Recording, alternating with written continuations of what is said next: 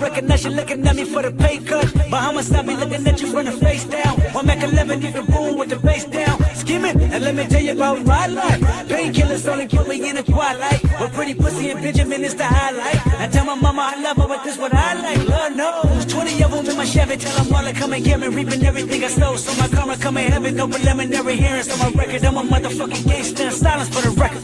Tell the world I know it's too late. Boys and girls, I think I've gone great. Crying inside my face this all day. Won't you please believe when I say, when you know we've been hurt, been down before. Nigga, when our pride was low, looking at the world like where do we go? Nigga, and we hate poor. Wanna kill us dead in the street for sure. Nigga, I'm at the preacher's door. My knees getting weak and my gun might blow, but we gon' be alright. Nigga, we gon' be alright. Nigga, we gon' be alright. We gon' be alright. Do you hear me? Do you feel me? We gon' be alright. Nigga, we gon' be alright. Huh? We gon' be alright. Nigga, we gon' be alright. Do you hear me? Do you feel me? We gon' be alright. What you want? You a house, you a car, 40 acres and a mule, a piano with guitar, anything. See, my name is Lucy, I'm your dog. Motherfucker, you can live in the mall. I can see the evil, I can tell it. I know it's illegal. I don't think about it. I deposit every other zero. Thinking of my partner, put the candy, petting on the Rico, digging in my pocket, and I profit big enough to feed you every day. My logic, get another dollar just to keep you in the presence of the Chico. I don't talk about it, be about it. Every day I seek you. If I got it, then you know you got it. Heaven, I can reach you. Pet dog, my dog, that's all. Big back and chat, I trust it back for y'all. I rap, I'm black on track, so rest assured. My rights, my wrongs, I'm right till I'm right with God. When you know we've been hurt, been down before. Nigga, when our pride was low, looking at the world like where do we go? Nigga, and we hate poor. Wanna kill us dead in the street for sure. Nigga, I'm at the preacher's door. My knees getting weak and my gun might blow, but we gon' be alright. Nigga, we gon' be alright. Nigga, we gon' be alright. We gon' be alright. Do you hear me? Do you feel me? We gon' be alright. Nigga, we gon' be alright. Huh? We gon' be alright. Nigga, we gon' be alright. Do you hear me? Do you feel me? We gon' be alright. I keep my head up high. I cross my heart. Love me is my key.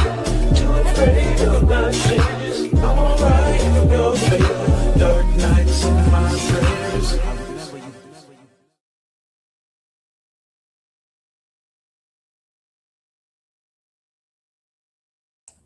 What's up, cousins? How's everybody doing on this Friday night? Please do me a favor and smash that like button on your way in. I would really appreciate that. Shout out to everybody who has already smashed the like button on your way in. How's everybody feeling? Tonight I wanted to come on here and watch the Verzuz with y'all, of course, but there's also been a lot of shit going on today in particular. Like, I feel like I just can't keep up with everything that has been going on. I also have a cold. I took me some cough medicine, so hopefully I can stay up and it shit don't put me out. But excuse my voice, excuse me if I start coughing, but your girl got a little bit of a cold. I don't feel sick though, but I have a cold. And I'm a little tired, but you know that feeling when you get sick and you just feel like you don't want to do anything. But for the most part, I am good on my end. I hope everybody else is feeling good. Again, please do me a favor and smash that like button on your way in as you get comfortable. Leave a comment, share the video, hype it up. Yeah, so today wanted to talk to y'all about a few things, but mainly we're gonna be watching the verses a little later whenever it starts. I do have it up on the side here, just waiting for it to start. Um, it is supposed to be Mike Will Made It versus Hit Boy, so it should be good. Both of them are responsible for a lot of the records that we like. They both have worked with a lot of artists that we enjoy. Beyonce, Kendrick, Rihanna, a lot of people basically. So that should be a good versus. So I'm looking forward to that. But yeah, how's everybody feeling? How's everybody feeling? Hope y'all enjoying y'all Friday night. Shout out to my mods holding down the chat as well as always. Appreciate you. I do see Unapologetic up in here. I do see Demi up in here. I believe I saw her name. Um, so shout out to my mods holding down the chat. I see Mick Merkrim in the building. Shout out to you, cousin, pulling up early. What's up, Smooth? How you feeling? Holy shit, Jay-Z too. Holy shit, Jay-Z too. What we talking about? What's going on? Test, pour it up, humble DNA formation. Yeah, Mike Will got this sold up. I don't know. I mean, Hit Boy got some stuff with him too. He got some Rihanna stuff. He got some Beyonce stuff. He got some Kendrick stuff as well. So it's like they got the same type of bag. So again, this should be real good. ENT 8801 cousin, you gotta cancel the stream and make a new one. Why? What's wrong with the stream? Is something wrong? What's going on? Why I gotta cancel it and start over? Let me know. Um, Nicolette in the building. What's going on, cousin? Aqua Love in the building as well. Appreciate you pulling up. Beautifully spirited. What's going on, cousin? Happy Friday. Cherie, what's going on, cousin? Glad to have you here. Yoni in the building. TT in the building. What's going on, cousin? How you feeling? Miss Bynum, what's going on, Fave? Appreciate you pulling up. Kendrick ducking the game. What a name. Y'all are hilarious. What's going on, Chop? How you feeling? B Monique in the building. Be Mo Unique in the building. What's going on? Black Man NYC, Golden in the building. That lady, 1982, was going on. Charlotte in here. Terriana in here. Groovier Tony in here. Mr. Towns in the building. What's up? What's up? What's up, Jay Jones? How you feeling? What's up, Bills? How you feeling? Glad you caught another live. Hey, King. What's going on? What's up, BXC Money? How you feeling? Someone told me I needed to restart the live. I don't know why, but it seemed like the live is operating fine. So I don't know why they're telling me I needed to start another live. I don't know what that's about. But let's get started.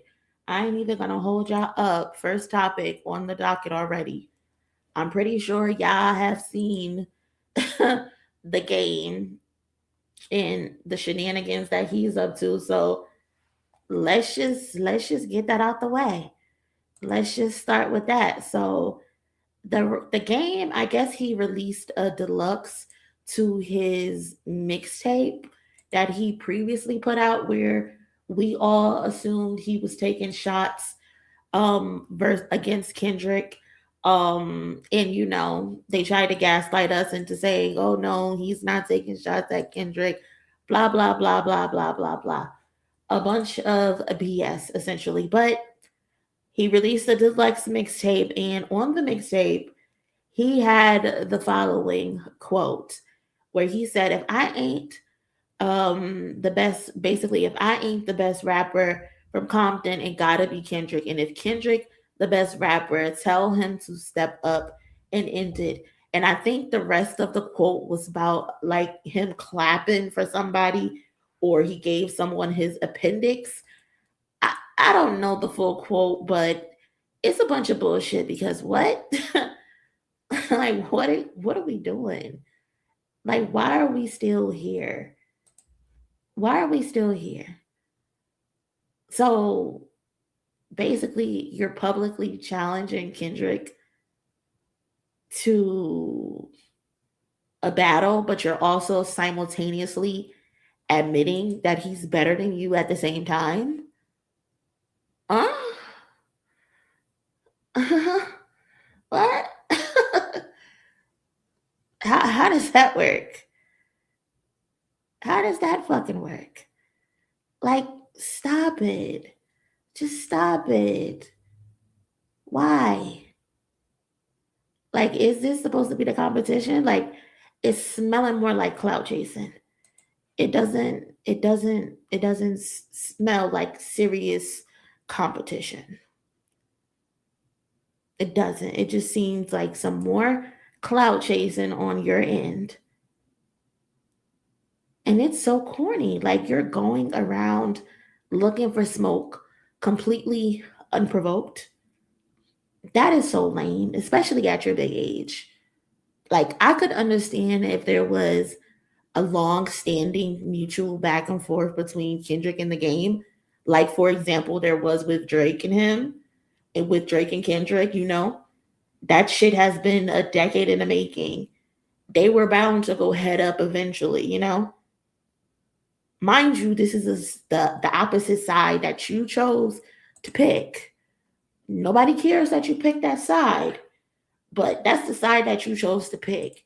And ever since you decided to do that, you've been walking around like you got a chip on your shoulder, like somebody made you pick that side. That's the side you chose. So stand on it, live in it, embrace it. But you're walking around here trying to beef with people unprovoked. Like Drake and Kendrick, that's history. That's real tension. This is just you being bored. This is just you at 50 years old, stirring the pot, trying to start neighborhood wars on your own turf because you need attention. What is happening? What is happening right now? The game is very jealous. I was just about to say that. Jealousy is dangerous because it'll have you crashing out over something or somebody who isn't even paying attention to you or thinking about you. And we can't forget the fact that I mentioned a little earlier the people that were gaslighting us a few months ago and telling us, oh, it's nothing, it's no big deal that the game is saying whatever it is that he's saying. Game doesn't have a problem with Kendrick. He's not dissing him. He's not baiting him. He's not taking slick shots, telling us we were reaching. Now look, he name dropping him and openly challenging him to a battle, but also admitting he's better. Like, I don't get it. So like, what happened?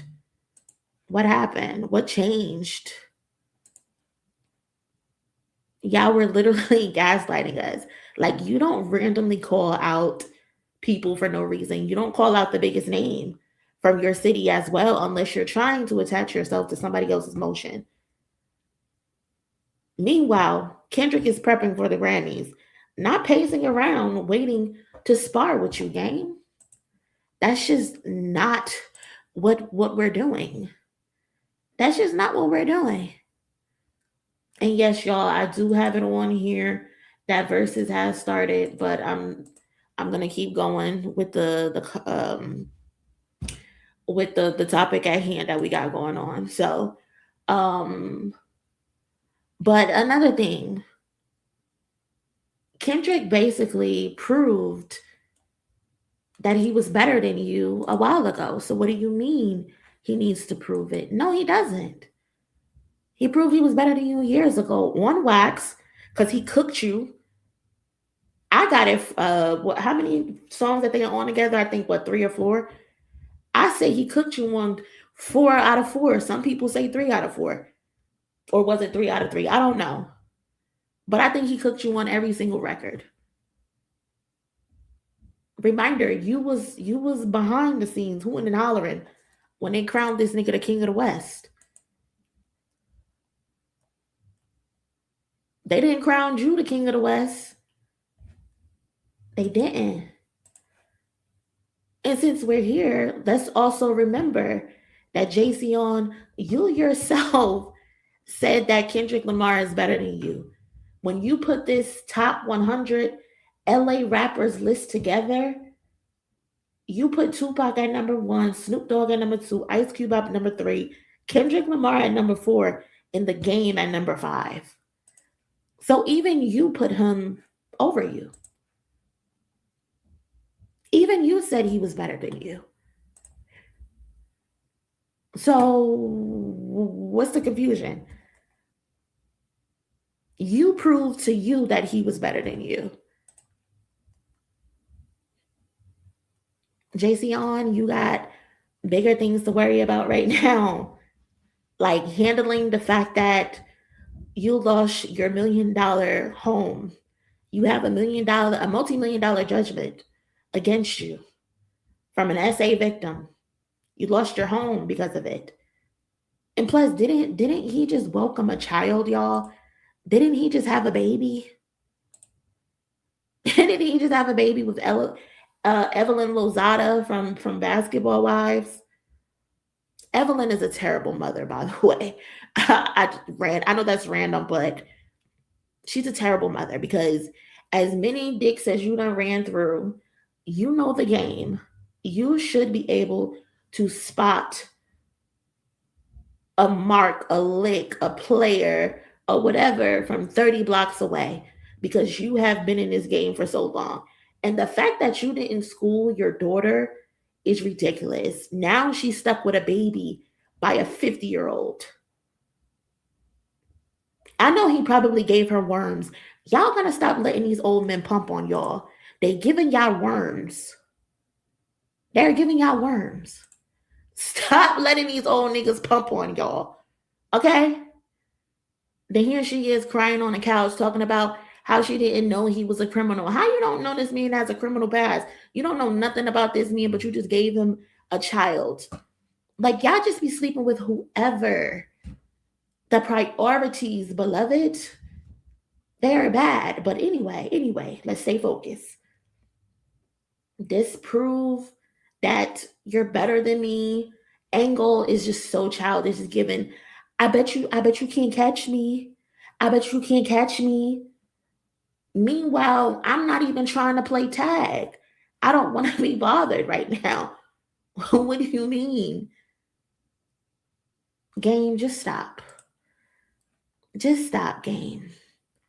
Just stop and let it go. The Game, I feel like he is trying to destiny swap with Kendrick, and it's just not working. It's not working. I believe The Game wants to destiny swap with Kendrick because remember, he is on record saying if he had a chance to do his career over, he said that he would do his career the exact same way that Kendrick Lamar did his.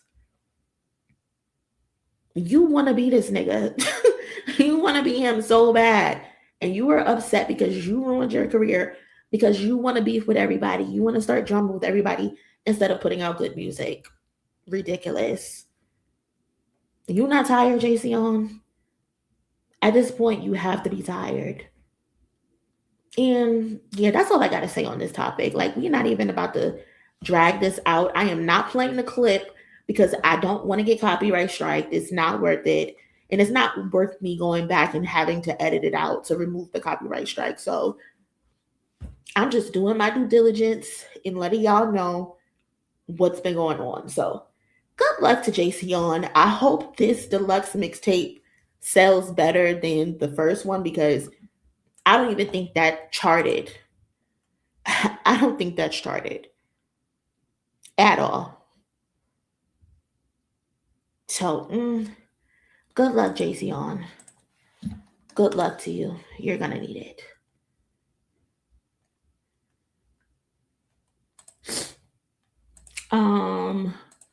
What we got next? Hold on.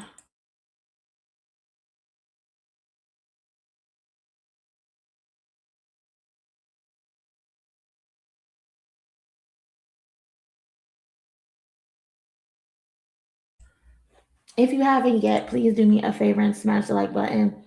Y'all, I do see that the verses is posted, but they are not.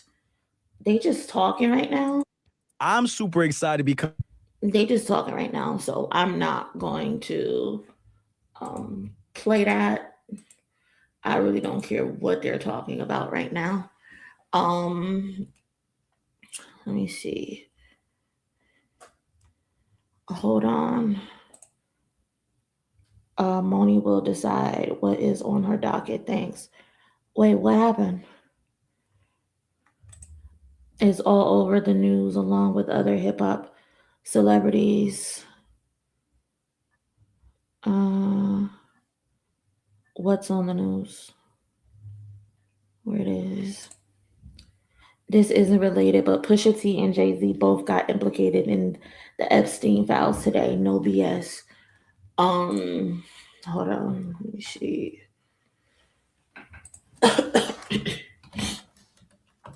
Excuse me for coughing in your ear like that. But I told y'all I'm sick at the start of the. Uh,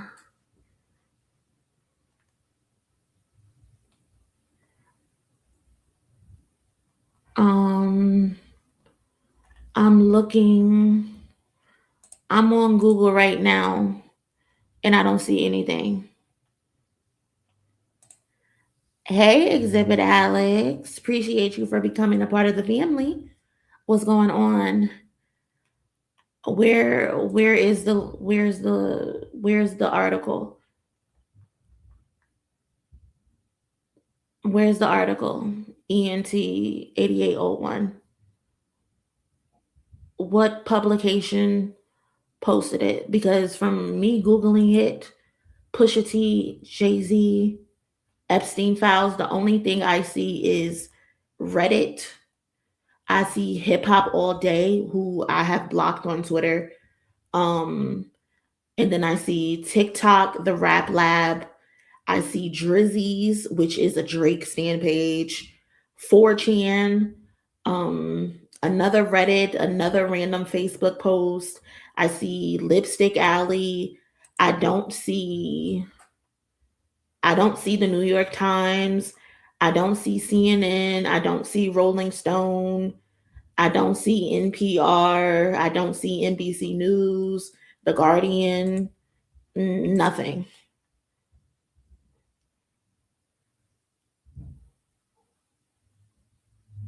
So I don't know what you want me to.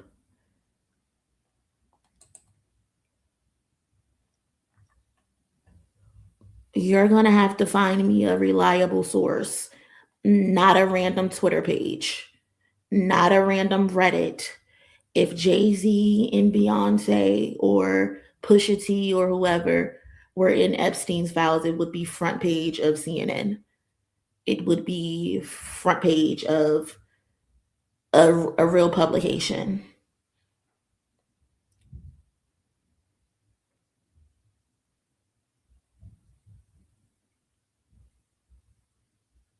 So anyway, let's go on to the next topic. So did y'all see the news of Eve? She finally, after 25 plus years, she finally received her Grammy for being featured um as a featured artist on the You Got Me um song with the Roots. Mods, can you please ban anybody who's talking about an Epstein file, please? I'm talking about every single one. Ban them. Thank you.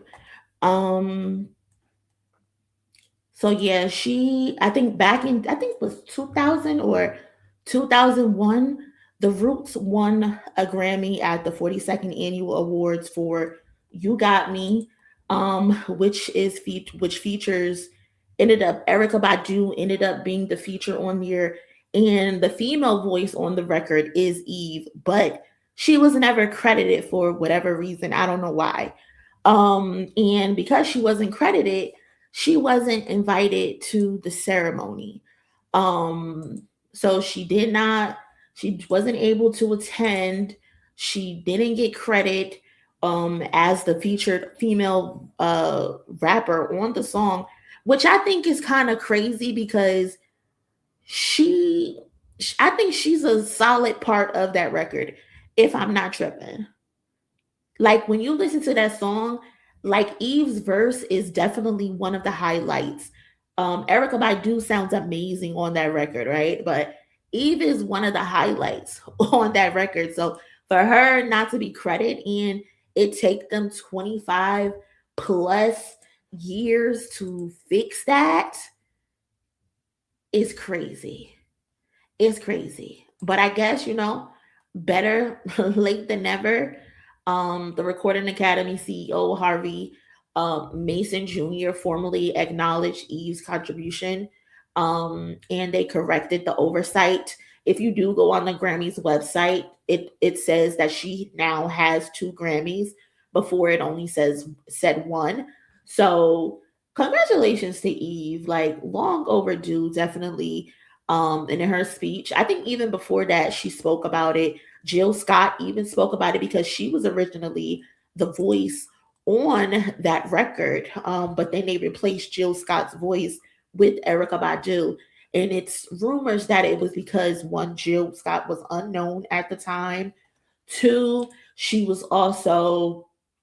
didn't have the look, quote unquote, that they wanted for the lead in their female in their video. So they replaced Jill Scott with Erica Badu. Jill Scott was still able to maintain a writer's credit, but Erica Badu essentially got the credit, which is, kind of unfortunate. But yeah, still the situation for me is like a reminder of how often women in hip hop were always overlooked when history was being written. Like even today, I uploaded a video about Grammy history possibly being made on Sunday. And there was like 1 or 2 comments because I included female rappers in my video when talking about rap history and talking about the greatest of all time. And people were like, there were 2 comments like, oh, something about me putting female rappers in here. I think I put Little Kim in the video. I put Miss Yelly in the video. I put Eve in the video as well. And that was before I even knew that they did this update.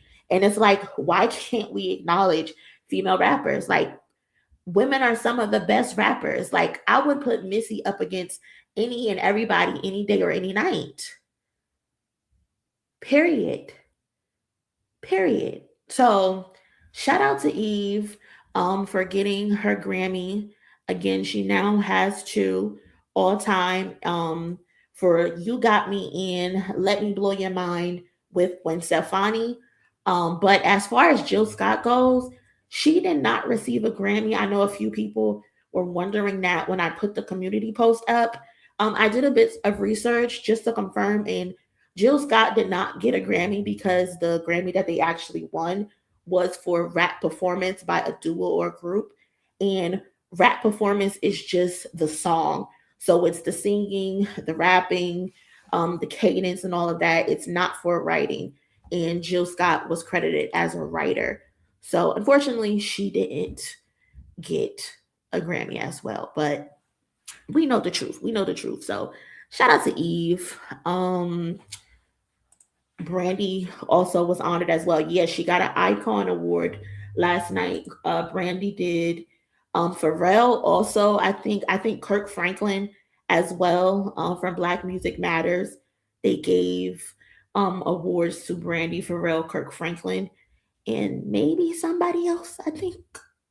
I can't remember off the top of my head. But it's pretty amazing to see the legends be honored. So that was pretty cool. What is this? Your family here, y'all about to go have a good time. But what else on the calendar we supposed to be paying attention to from you? Kill the King coming soon. Mm. Yeah, and We don't have a date. Nah, not a date, but it's coming soon. PSC also coming soon. Gangster Grill, still in the streets. Yeah. Yeah, and that's it right now, man. You know, let them know. Well, there's a quick story I want to hear from you before you get up out of here. Why you cut your hair?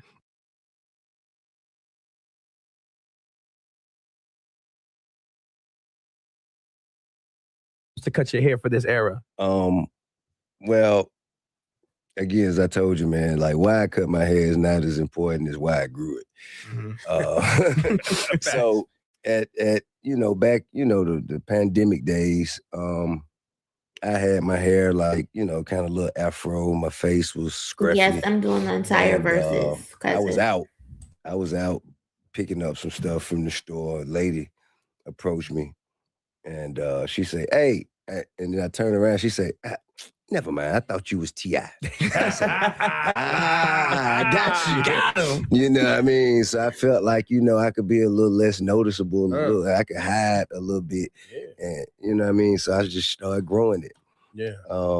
And then, I know going into this next phase of introducing music to the world, you know what I mean? This being my last album, I ain't gonna be able to hide and give it to them. I gotta come on. And you got a brand. You got a look. Yeah. Line it up.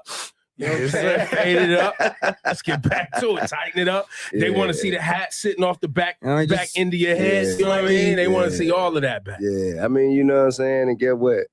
They can, if this is the brand they want to line up and pay for, you got to give the people what they want. You feel what I'm saying? That's the bit. One lad. And then they want them raps too. They want them real, and you got it in there. You are capable. On the way. Y'all be battling at the crib? Battling, that's you crazy. Want the money? Iron sharpens iron, right? After what? That's crazy. Why not? Iron sharpens iron. Get in the dojo. Yeah, why not? Yeah, you're right. Nah, man. I mean, we're real supportive of each other. You know what I mean? I think, we will help each other and show each other where we could be stronger, rather than take advantage of one another's, sure. You know what I'm saying, shortcomings. But we are competitive. Yeah. You know what I'm saying? He would definitely let me know when something I've did can be better. There you go. And vice versa. Yeah. There you go. Listen, we appreciate y'all. Yeah. You know what I mean? Go have some fun. Yeah. No drinking, man. You say who? To who? What you mean? Him. Oh, okay. You talking about him.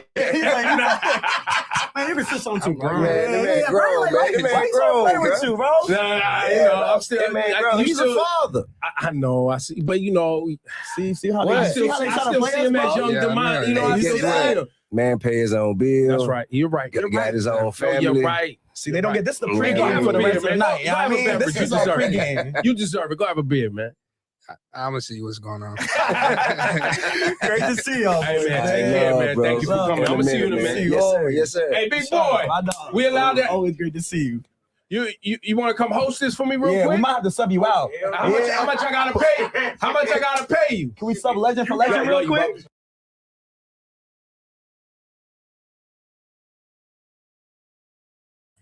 So they just yapping right now. So that was I wanted to hear real quick what T.I. had to say, because y'all know he coming out with a new album.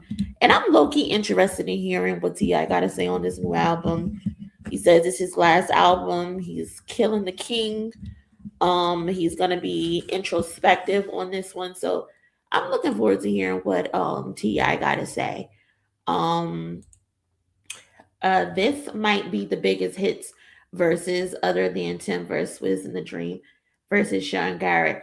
Listen, this is gonna be a good versus.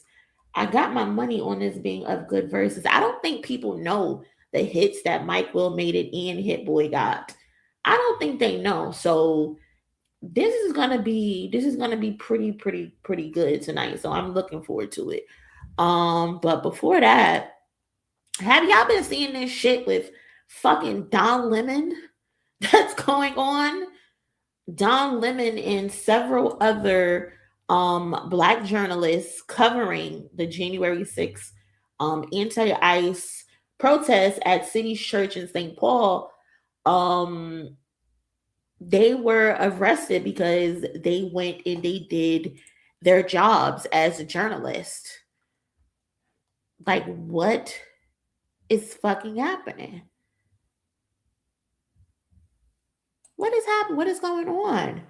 Like, people, I feel like people are not alarmed enough. Like, anyone who cares about the First Amendment, you should be hearing what's going on with Don Lemon. Along with, what is it, Georgia Fort, Tahern Cruz, and Jamal Lundy. Those are the other journalists that were arrested along with Don Lemon, and they were charged under the FACE Act, a law that is designed to prevent interference with the free exercise of religious beliefs. Mind you, they didn't interrupt anything. There was no reason why these people should have gotten arrested. They were simply doing their jobs as journalists, covering a protest, and they claimed they committed a federal crime, which they did not do. A federal judge and an appeals court both declined to approve a warrant for Don Lemon and them due to insufficient evidence, but Trump's administration, proceeded anyway. That alone raises serious questions about overreach and the weaponization of federal law against journalists doing their job. Like, this guy, 4547, is out of pocket. But from what I saw when I went on my Twitter before I got on here, it looks like Don Lemon has gotten out. So I want to play this video to see exactly what he had to say, because he was released. Can everybody hear me? Are you guys set? Everybody ready? So look, I want to thank everybody for their support. It truly means the world to me. I have no idea what's going on because obviously I haven't seen anything. I have spent my entire career covering the news. I will not stop now. In fact, there is no more important time than right now, this very moment, for a free and independent media that shines a light on the truth and holds those in power accountable. Again, I will not stop now. I will not stop ever.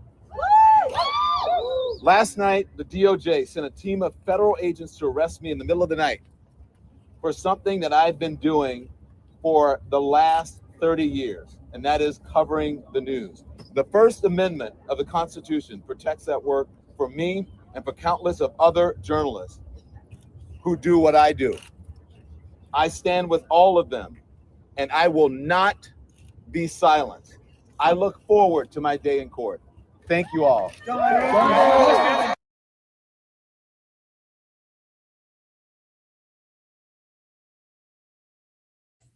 So that was Don Lemon and what he had to say. And just to wrap this up, I just feel like you don't have to like Don Lemon, because me personally, I did not like this motherfucker. I remember Ferguson clear as day. Clear as fucking day. All right? And the change that he has been made has been very, very interesting. I'm still looking at him with tight eyes, one eye closed. But like I said, you don't have to like him. You don't have to agree with his choices, his politics, his lifestyles. But as a journalist covering a story and you getting arrested for doing that, like, they're setting a dangerous precedent, I feel like.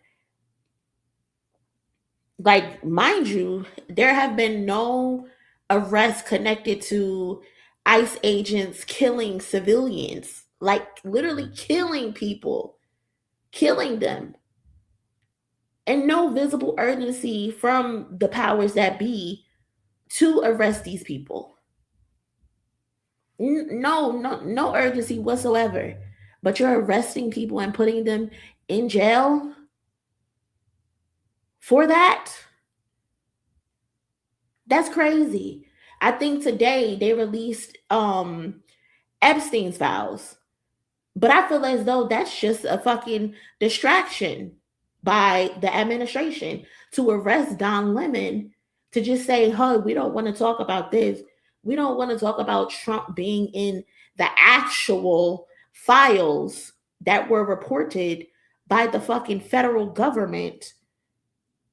And I think they ended up killing one of the links. But you're arresting people because they're covering protest? Shit is crazy. Shit is crazy out here. What's the point of the First Amendment? And then they're saying the FACE Act or whatever it is, that they're interrupting religious worship. They didn't interrupt shit. They didn't interrupt anything. This is crazy. This is out of pocket, bro. Whether you lean left, you lean right, or somewhere in between, you should be appalled. And by the way that this man is moving, like we're in some fucking dictatorship or something. We not getting them out of here like we used to. And that's probably a bad thing to say. That's probably a horrible thing to say. But we are not getting them out of here like we used to. Somebody, anybody do it. We will get the GoFundMe together.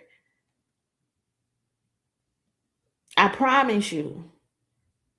Putting fucking journalists in their job for covering protests is crazy. Shit is wild.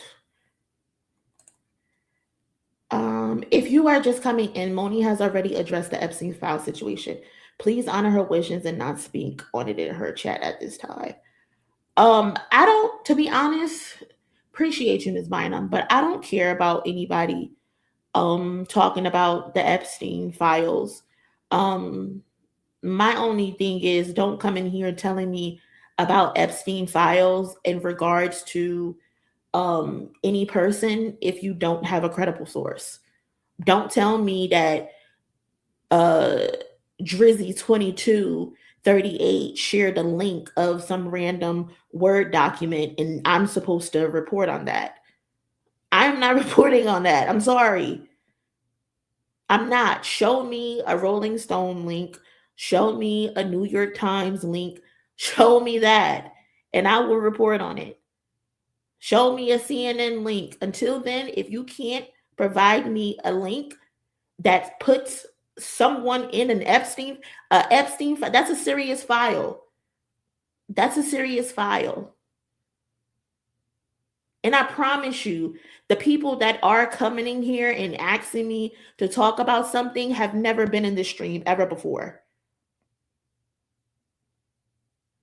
So I'm not honoring you because you're only coming into this stream with ill intentions. So no, I'm not talking about something that you want me to talk about. So you come in here, mods, if you see anybody ask me about some Pusha T, some Jay-Z, some Big Bird, Barney, and Epstein files, you're getting banned.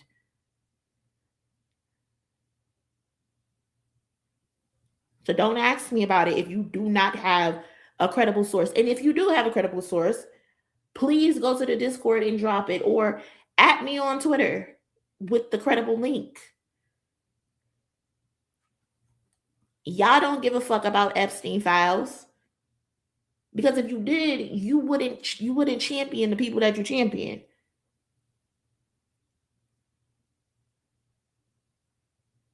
I done Googled this shit and refreshed the page 30 times. The only thing I see regarding Epstein files with Jay-Z, Pusha T are fucking Reddit posts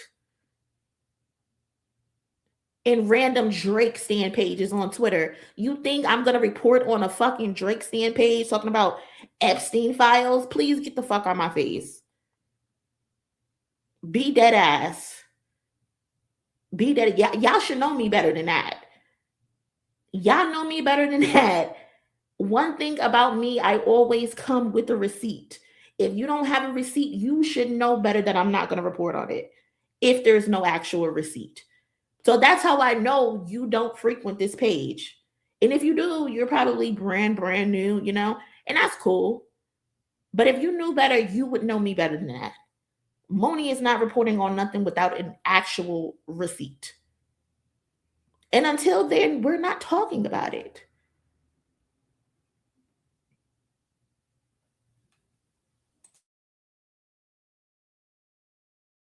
The bill gonna blow. Like that's what I'm saying. You play that. Yeah. Listen, I'm saying all that's on the table. Yeah.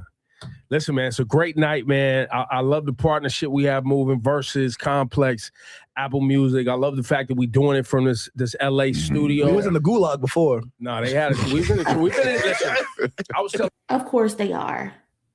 And I'm 95% sure it's nothing but Drake fans. Nothing but. So no, we're not talking about that. What else do I have on the list? If you haven't, you know what? I done skipped. Shout out to my mod holding it down. Let's get the goal started. Appreciate you, cousin. Thank you so much for contributing to today's goal. Thank you so much. Like, what else do I have on the list? So we talked about that. Oh, I got J. Cole is sending people free merch. Has anybody in the chat got any free merch from J. Cole? Because apparently that's what he's been doing. He's been sending out free merch to people in regards to his album that is coming out on the 6th of February. And in anticipation, he sent the Fall Off merch to prominent voices in, you know, podcasting, YouTube reactors, Twitter accounts that have like over 200,000 followers, music journalists. He's just sending them to them. Carmelo Anthony, he received a Fall Off hoodie. No Life Shaq, he also received a hoodie. I think No Life Shaq is like a really big J. Cole fan. Supposedly he's supposed to be having an interview with him, so I guess that's good for No Life Shaq. But he received the free hoodie. Who else? Joey, he's popular on Twitter. I don't really know him like that, but I see his tweets here and there. He got some merch as well. Who else? That's an ad. If you need promotion, email me. This guy, Adam Dash, I don't know who the fuck this is, but apparently he's a music journalist. He said he got sent the hoodie. I don't know if it's true or not, but that's what he claims. He got sent the hoodie. There's also Shrek Knows Rap. This is like a parody account. Like you're sending merch to parody accounts. This parody account got like 200,000 followers on Twitter. So he's sending merch to parody accounts, which is crazy. So he got a hoodie. So everybody and their mama got a hoodie. I ain't get a hoodie. I don't count on getting a hoodie. I haven't seen or said too much favorable things about J. Cole. So bummer. I'm not gonna get a hoodie. I'm fucked. God damn it. It looks like the Verzuz has started. Let me see. In my studio, he did it in the basement, so music wouldn't be music without the producers, and we had to take it back to the essence. Facts. Tonight is not about your phone. We streaming live around the world to millions of people. So put your phones in your pocket and actually enjoy this celebration tonight. The photos will be out. You guys will be on film. So don't let your phone have more fun than you tonight. It's a lot that you could do, but this was beautiful, bro. I was happy to be a part of it. And when I was watching it, I was applauding your breath control when you went up there and did Click. Yeah. You spit that. How did it feel being up there spitting? Bro, it was just like, easy. That's like That's easy. muscle memory on that though, right? Yeah, I got a song with Mike Will, Paradise Extended, that's way harder, where the breath control is like, oh damn, I'm illuminated, man. I knew I'd make it, and I kept this shit accumulated. Never throwing money out of boomerang and finally famous over everything. That's a numerator. Wheelie, yeah, it's illuminator room, looking like a screaming get bitch. My elevator when I walk up anybody to body. Hold up, everybody, don't worry, man. I got it. I need $100 bill, photocopy the email, a copy, man. I'm going hard all season. These hoes both ways, offense, defense, looking like on and defense. F allegiance, beat the eyes and got even. What you think that we just started, nigga? Boy, the sword just got sharpened, nigga. This ain't where we just sparring, nigga. I was on the rooftop with my nigga Mike Carson, nigga, shooting that 2 fake video. You know, I got but I do that. That's like a real breath control. You do warm-ups like that. Yeah, that's I do. A warm-up. Yeah, I do. I do like vocal warm-ups and everything. Yeah. I ain't gonna lie, that boy Drake was the one who put me on the vocal warm. He was like, you need to get you a vocal coach. Like when we was doing like All Me or Blessings or something like that, he was like, get you a vocal coach. Now Drake in his bag when he know with that recording process and that creative process, like he in his bag with that. He does the work. Speaking of the work, this was beautiful tonight though. This was celebrating 2 goated producers who I know both of them very well. So y'all played a new record though. Oh yeah. Don't try to act like we didn't see it. You try to act like we didn't see it. And I thought you was gonna do like a wrestling move. Like you came out with Hit Boy, and then I thought you was gonna be like, yeah, but Mike Will, throw that on and you jump flip. I could have.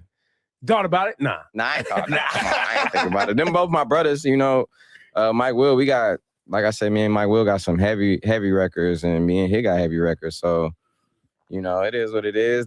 You know, 2 different style producers, you know, both very passionate. So I'm glad that this happened with them. And we were talking about before we started rolling the history that y'all had. Obviously, we were just. I might have said it pulled like a Dudley, like a WWF type of.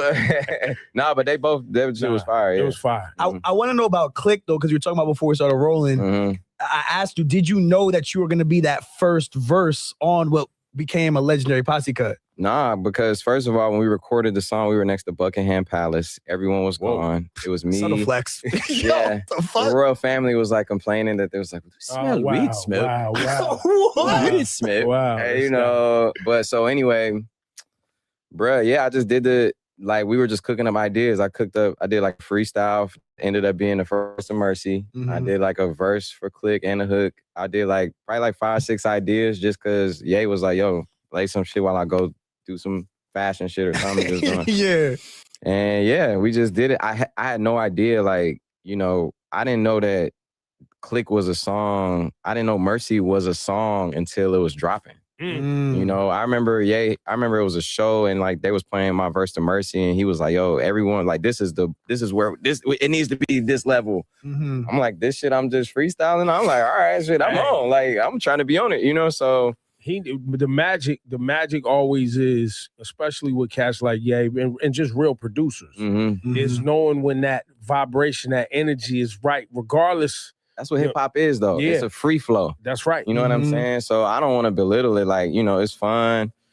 I didn't think about it. There are records that I think about a lot, and like, you know, I'm correctly different. Like, you know, there are songs like that like when I did Deep Reverence with Nipsey Hussle, that like me and bruh we started it and he died, and that's when I didn't finish it till he died. You know what I'm saying? So I didn't even know if that record was ever gonna come out, but I got the blessing from Black Sand. But as a you know, opposed to songs like Click, Mercy, All Me, those were just like on the fly, like let me just do the verse, throw it in the dark, and you know, it's been beautiful. You know, I'm blind behind the miracles I seen, bro. You know, hip hop changed all our lives. Listen, just keep vibing too, man. Keep whatever that energy is, just go in there, man. No, I got a lot of new music, bro. I got a lot of new music, and I'm happy to like. I really got to come correct. You know what I'm saying? Yeah. I was disappointed in my last album's reception. You know what I'm saying? So, but it was a lot of heat on there. It was a lot of heat on there, and a lot of growth in there too. A lot of growth on there. And you know, it ain't even about that all the time. But at the same time, like I want to be the best. I want to like. I'm actually having fun, and so when I want to put this new music out, I just been like, it gave me a little bat in my back. You know what I mean? I was about to ask, so on this new work, is it like kill everything mode? Like what? Because I know on the last work, it was like very much reflective, healing. You're a father, kind of giving your fans that update. Yeah, it was some hard shit on there too. No, there was, for sure. But so on this new joint, is it kill everything mode? Like what's the energy going into that? I'd rather just play it for you guys and you come to the studio and hear it. Because it's not that, it's just not that simple. Like, it's not just a kill switch, kill everything mode. Yeah. You know, because I don't, it's not like I don't acknowledge my growth too. Yeah. You know, so I'm applying it all. I'm just applying everything I learned and having fun. Mm-hmm. You know, but more importantly, I'm just happy to add to the ethos of music. I got such cool jobs, bro. Like, I get to work with the Detroit Pistons. I get to make music. I'm an author. I'm a best-selling author from last year. I put a book out. You know what I'm saying? So I get to do these things that hip-hop has opened the doors, rap has opened the doors for me, bro. So I'm just excited about it all. And you might be on that podium. Pistons is nice this year. Yeah, you know, I'm in the front office. So if they on that podium. So what happens? You get the ring? Oh, yeah, you know this. You know this. Ooh. Yes, sir.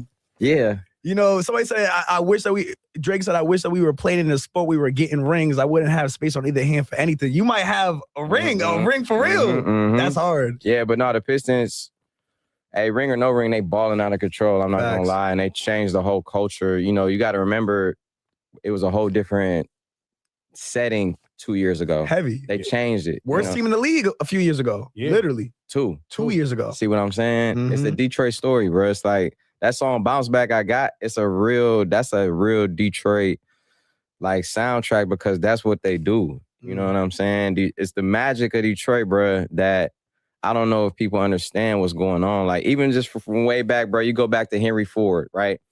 Henry Ford made the assembly line. So that means he created the 5-day work week. He created the first automobile, the first paved street. The first mall was a byproduct of automotive industry booming, right? Then you go to like Berry Gordy. Okay, we talking about Stevie. We talking about Michael Jackson. Right? Yeah. We talking about Diana Ross. We talking about Marvin Gaye. We talking about Smokey Robinson. So, you know, then you go to Jay Dilla.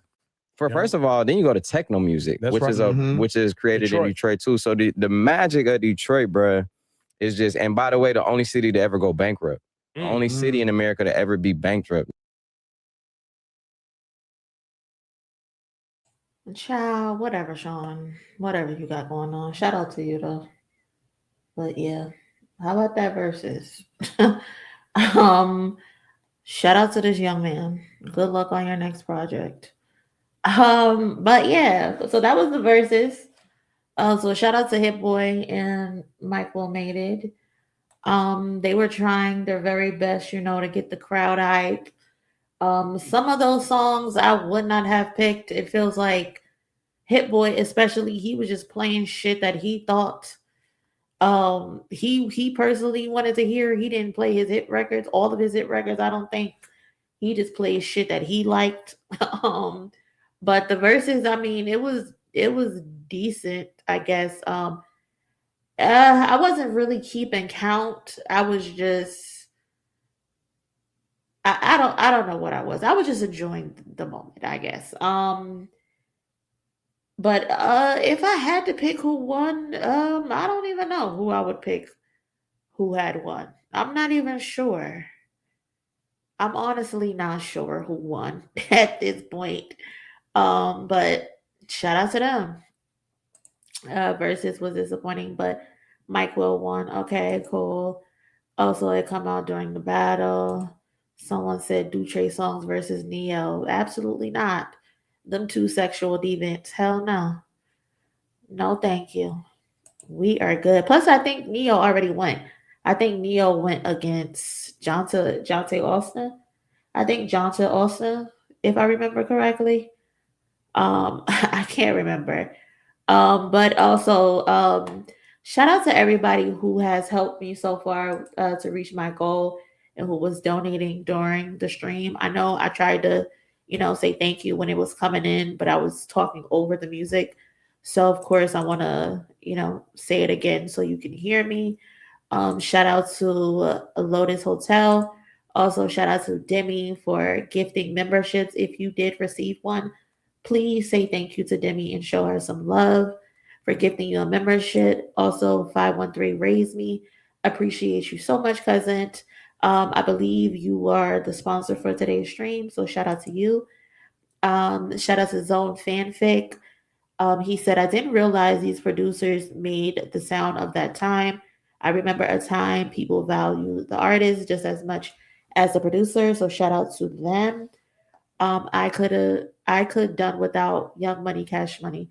Yeah, unfortunately, I knew that was gonna happen because they are the producers of that era when those people were popular. So I knew it would be a lot of their music.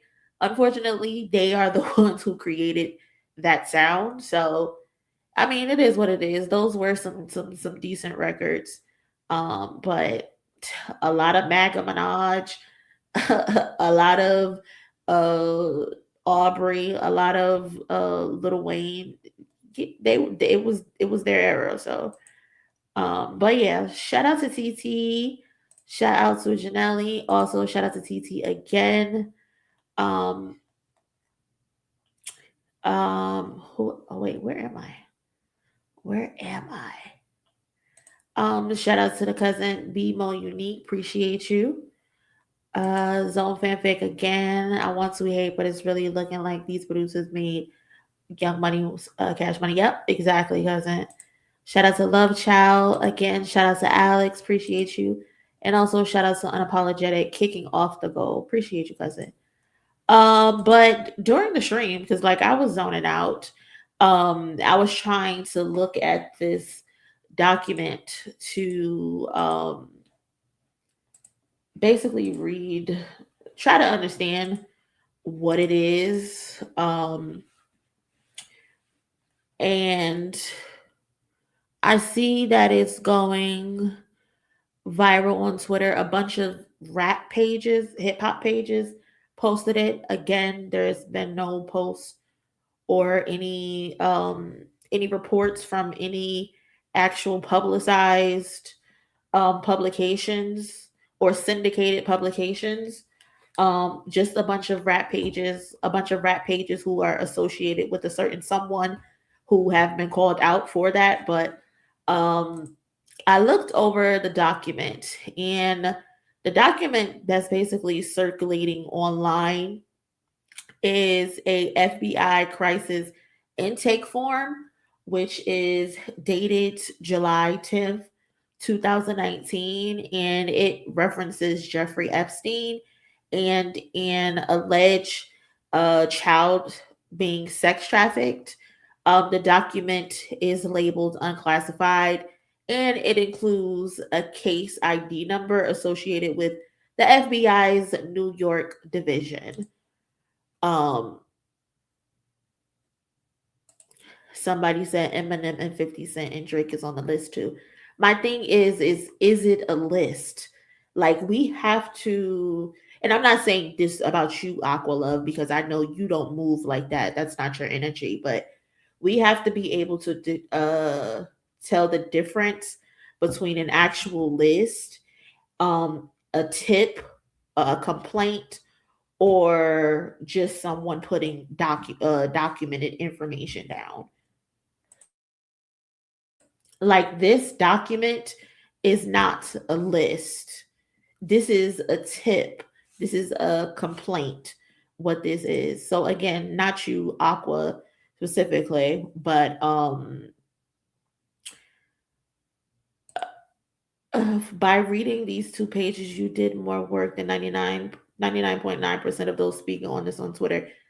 Listen, I know we kiki, we joke, we hoot and we holla, and we swing from the chandeliers over here. But one thing I'm not gonna do is come on here and accuse anybody of anything, especially when it comes to children, rape, sexual assault. That's just not what I'm gonna do. So that's why I said earlier when random people were coming in here telling some, oh, what do you think about the files? Well, first of all, the file, this document just dropped. I didn't have a chance to look at it. So I'm not gonna talk about some shit that I haven't got the chance to look at. So during the verses, I was looking at the document because I don't just like to say shit just to say shit. Like I said, we can kiki, we can laugh, and we can kick this person back in about rap all day. But when it's about documents and serious shit like this, I'm not just jumping out the window. That's just not what Moni's gonna do. But again, like I said, I've been looking over this document while we've been watching the verses, and this is again, it's an FBI crisis intake form, and the form reflects a phone call that was made to the FBI's National Threat Operations Center. And according to the intake summary, an unidentified female caller claimed she was a victim of sexual abuse allegedly connected to Jeffrey Epstein beginning in the 1990s. The caller is alleging that she was abducted on multiple occasions. She was drugged and abused in what she describes as an opulent indoor setting. She then claimed that on certain occasions she awoke in the presence of public figures. These public figures included Harvey Weinstein, Sean Jay-Z Carter, Leon Black, then Attorney General William Barr, and rapper Pusha T. She also alleged racketeering activity and said she believed that she was up under surveillance. This is what the form is saying that I read. There's another form, but I can't show two forms at the same time. But like I was saying, like it is critical to clarify what this document is and what it's not. This is not a list. It's not a list. It's not something that actually, well, we don't know if this actually happened. It is just a complaint that was taken down by the Federal Bureau of Investigations. It is a crisis intake. So again, this is not an indictment. It is not a court filing. It is not a finding of fact. It is not confirmation of wrongdoing by any individual that is named. It is a record of a recording of a tip, a phone call documented by an FBI intake officer. So anyone, I'm not here to confirm or deny that anyone is guilty of anything. I'm just here to tell you what the facts are. Anyone can call the FBI tip line.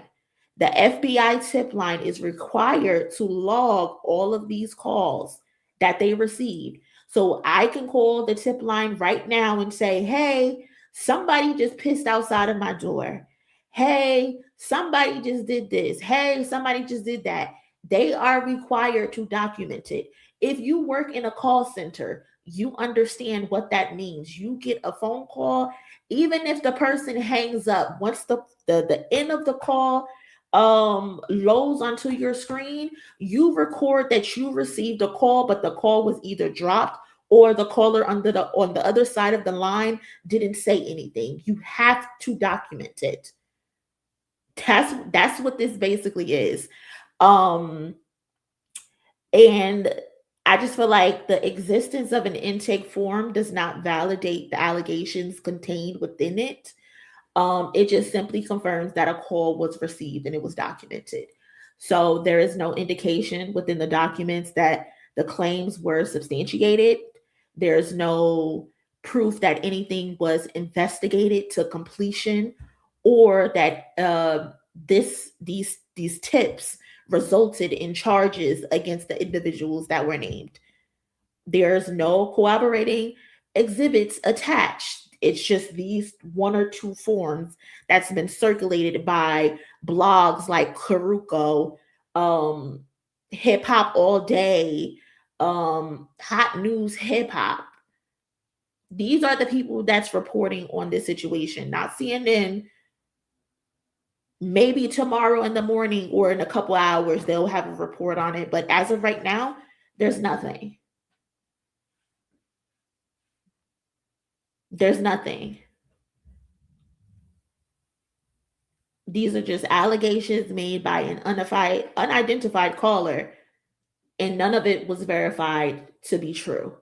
And I think that context matters because, again, people are going to walk around and say, oh, this person, that person is on a list. Baby, this isn't a list. This is just a report, a tip. So I don't know what y'all want me to say.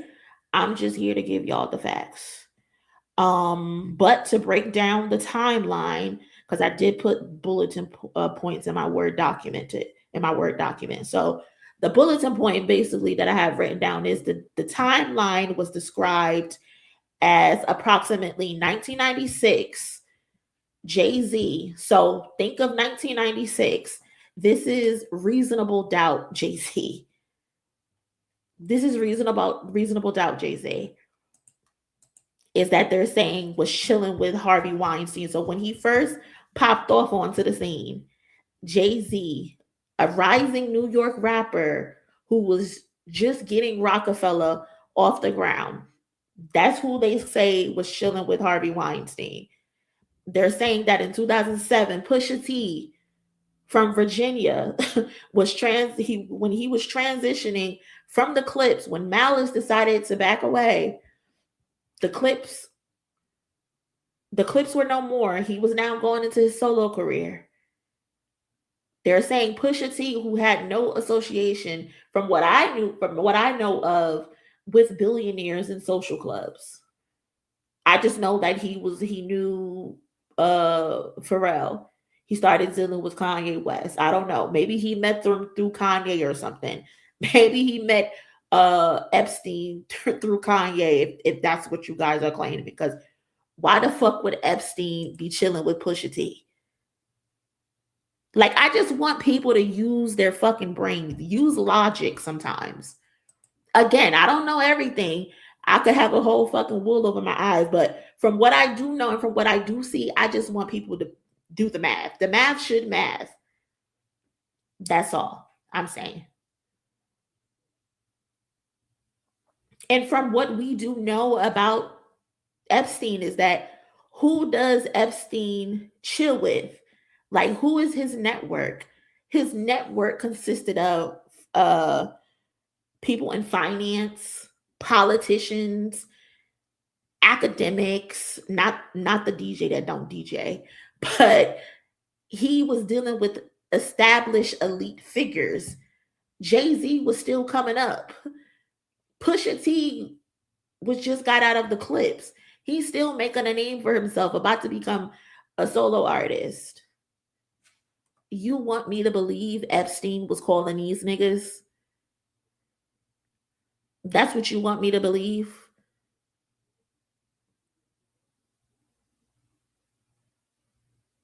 That's what I'm really supposed to believe.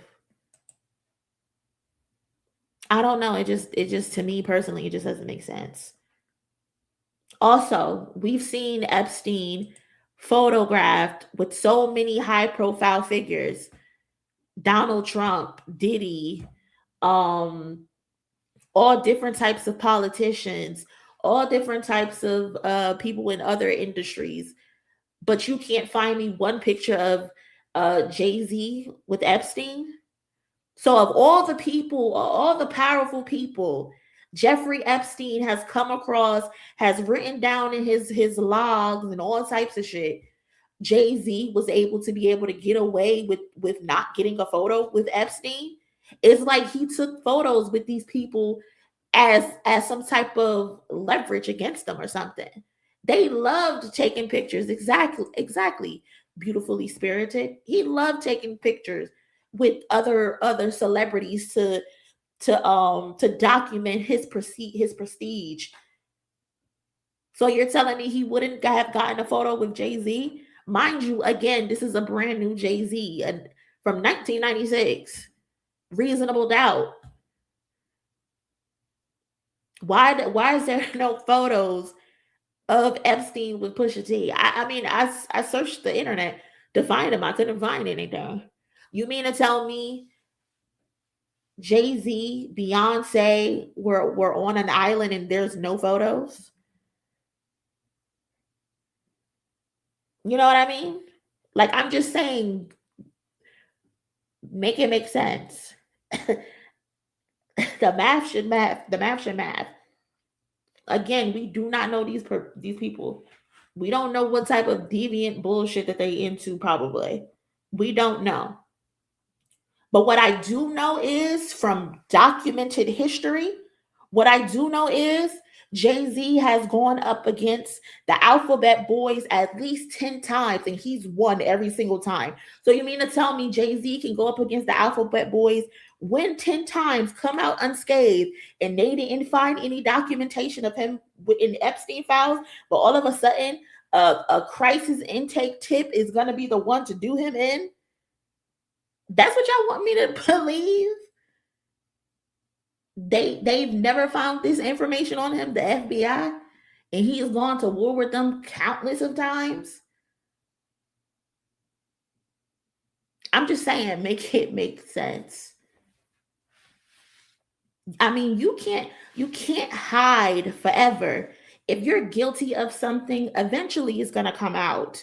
But every single time y'all say Jay-Z is connected to someone, he walks away unscathed and untouched. We've seen the government, we've seen the FBI put down some of the greatest Black men leaders. But somehow they can't touch Jay-Z. If that's the case, this motherfucker really is Jehovah at this point.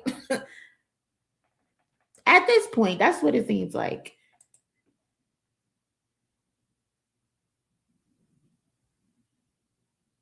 That's what it seems like.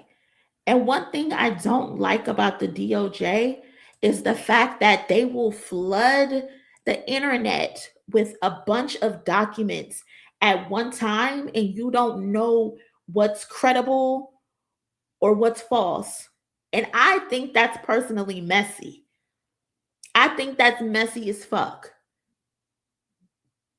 They releasing real documents, real files, real crisis intakes all at the same time, and people are just passing them around as if they all are equal. The chaos is a tactic, 100%. I said that earlier when we were talking about Don Lemon. I said that earlier. They actually have Donald Trump in the documents. They actually have photos of Epstein with little girls. And that came out today about the 14-year-old and Donald Trump. Trigger warning for anybody. But they allege that the little girl was giving him oral sex and she bit him. And he abused her. That came out today, the same day they ordered for Don Lemon to get arrested. It's all a distraction from what's actually happening. And people are just too slow to realize it because they got their own agendas. One thing I hate about this, especially this battle, one thing I hate about this shit in this battle is that people are using this situation as a fucking gotcha moment. And I just need people to come back down to earth for a second. Like, these are real people. These are real victims. Children. And y'all are trying to use this as a gotcha moment for a fucking rap battle. Like, are y'all crazy? Like, y'all are crazy. Like, earlier in the stream, those people coming in here, are you going to talk about this? You Kendrick fans, you want to talk? Bro, I don't give a fuck about Kendrick that much to excuse a child or anybody being fucking abused. I fuck with him, but I don't fuck with him that much to where I'm using that against other people. Like, y'all are crazy. Y'all are sick. Y'all are sick. The first people to post this were random Drake fan accounts. And they posting ice cubes and snowflakes and burr, all types of emojis and shit. Like, y'all are weird. Y'all are using this as a fucking gotcha moment. As if you actually care about real victims, because if you did care, you wouldn't support a man that was on stage kissing a fucking 17-year-old. Y'all don't give a fuck about actual victims. You got Nicki Minaj fans on Twitter, some of the stuff Nicki Minaj never lies. Nicki Minaj never. The bitch is married to a fucking sex offender. What are you talking about? The girl is on stage with the fucking president of the United States, who's on record saying that he grabs women by their pussy. He's in Epstein files of smacking or hitting a 14-year-old because she bit his penis because she's giving him oral sex. Y'all don't give a fuck about actual victims, because look at the people that y'all support and y'all champion. Get the fuck out of here, bro. Y'all are sick in the head. Y'all are actually sick in the head. These rap battles are not that serious. They're never that serious. They're never that serious that you will weaponize potential victims of sexual assault children to throw it in another person's face because you think they're a part of another fan base. Y'all need reality checks. Y'all need brain scans. Seriously, bro. Serious shit. I do not like none of these motherfuckers that much to ignore that they possibly did some deviant shit. I don't. You have to bring me factual information, however. Factual. Like, come on. This shit is crazy. But what was I about to say? I forgot what I was about to say. But yeah, y'all, again, like I said, I looked over this document. I'm pretty sure somebody posted it in the Discord. So if you want to actually go read the document yourself, you can come to the Discord. You can also probably find it on Twitter. If you go and search Jay-Z Pusha T, you'll be able to find it. But again, y'all, this is not an actual court document, legal document, or anything like that. This is a FBI crisis intake form from 2019 in July of a woman claiming that she was sexually trafficked, assaulted by Jay-Z, Epstein. Pusha T was also allegedly hanging with Epstein, Weinstein, and all types of shit. That's what this is. Just a tip, a complaint. It was never followed up on. There was no investigation. Nothing was proven true or false for that matter. So I don't know. Has the FBI authenticated the document? Yes, there's an actual case ID number at the top of the document. It is an actual crisis intake document. Yes, 100%. It is. So yeah, that's my take on it. And you know what another thing is? It was to distract for the Orange Man in them files and his wife film flopping. First of all, why does that lady even have a movie? What the fuck has she done to have a movie? What has she done to have a movie? I don't get why she has a movie. Like, what is it, a autobiography or some shit telling her life? Shout out to Miss Boyd for you bitches. I know that's right.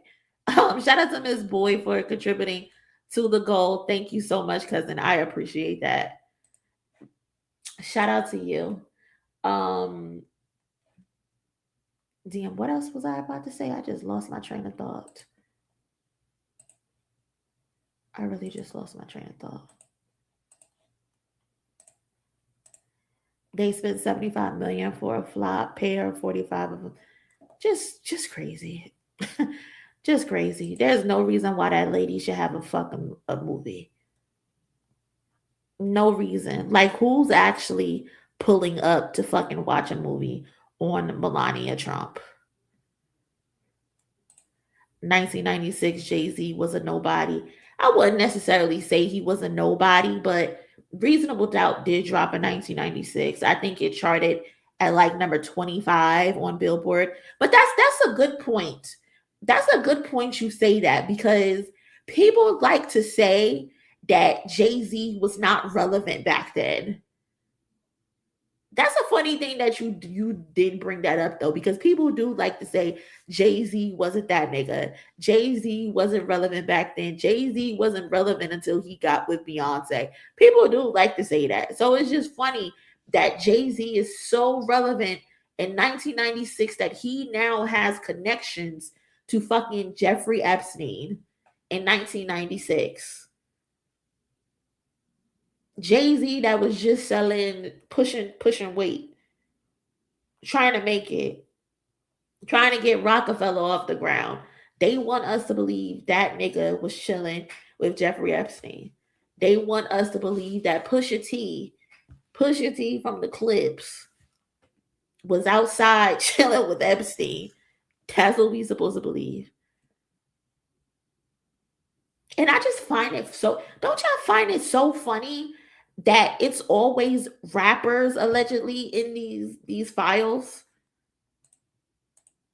When did rappers get all this fucking power to be chilling with fucking Epstein? I just find that so interesting. But nobody want to do the due diligence. Nobody want to do 1 + 1 = 2. They just see names and just be like, yeah, we gonna say that's you. And I think I saw some people in the comments saying Jaguar Wright. I don't know if it was her crazy ass, but nothing shocks me. Absolutely nothing shocks me at all. Shout out to the cousin Janelli again. Jay-Z in 1996 just started. Ain't no way he was Ain't No was his Ain't No. Okay. Ain't No was his first hit. I remember when it came out. Absolutely, cousin. Absolutely. First of all, I was still a baby, so I'm talking about absolutely. But from the history that I do know, yes, he was just getting started. Just getting started. But I appreciate you, cousin. Thank you so much. They want us to believe this motherfucker was at the secret parties. He was chilling. He was going from Brooklyn, Marcy Projects, back and forth to Epstein Island. That's what they want us to believe. That's what they want us to believe.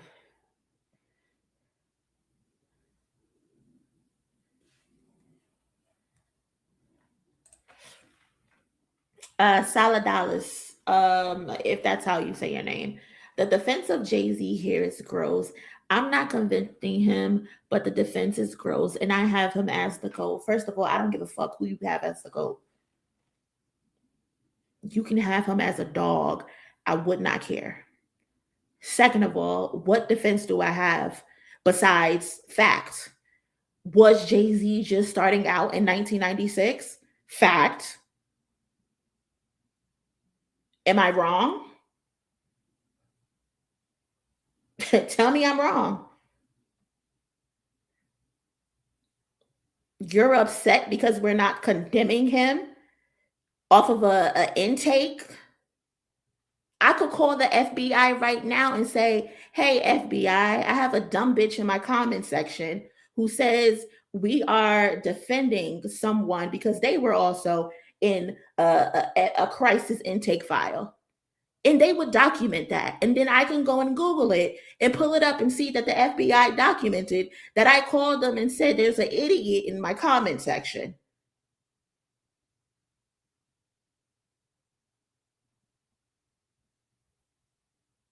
They would have to record that. They would have to record that. And the file would be saved.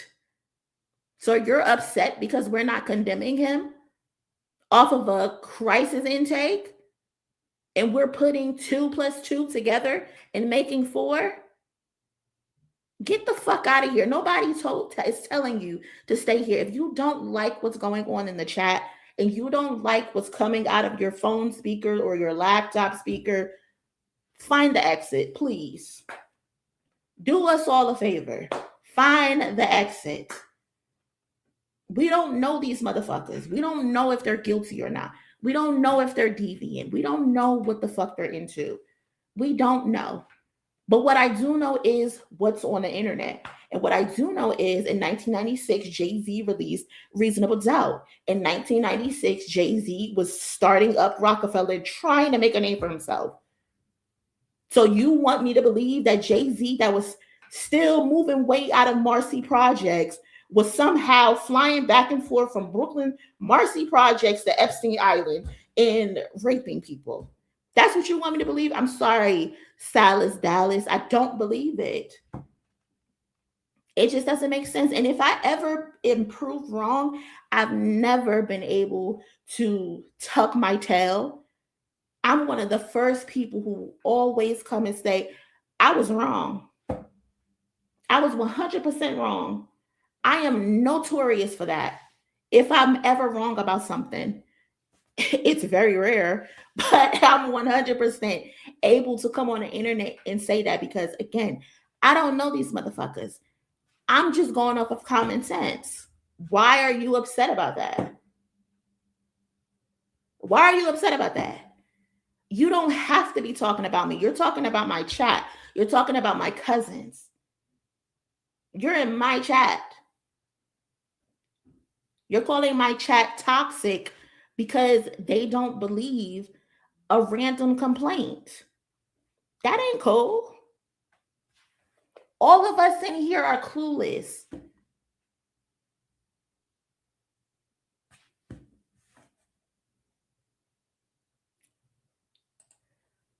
Yeah, of course, hot commodity. Everybody in New York knew who Jay-Z was, of course. But in the industry, he was still making his rounds, getting Rockefeller up off the ground. You know what I mean? Like, that's all I'm saying.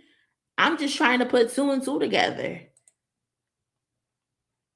The problem is y'all let people just tell y'all anything. And that ain't cool. Like, you have people on the internet calling this a Jeffrey Epstein's list. This is not a list. This is a complaint taken by a FBI report officer.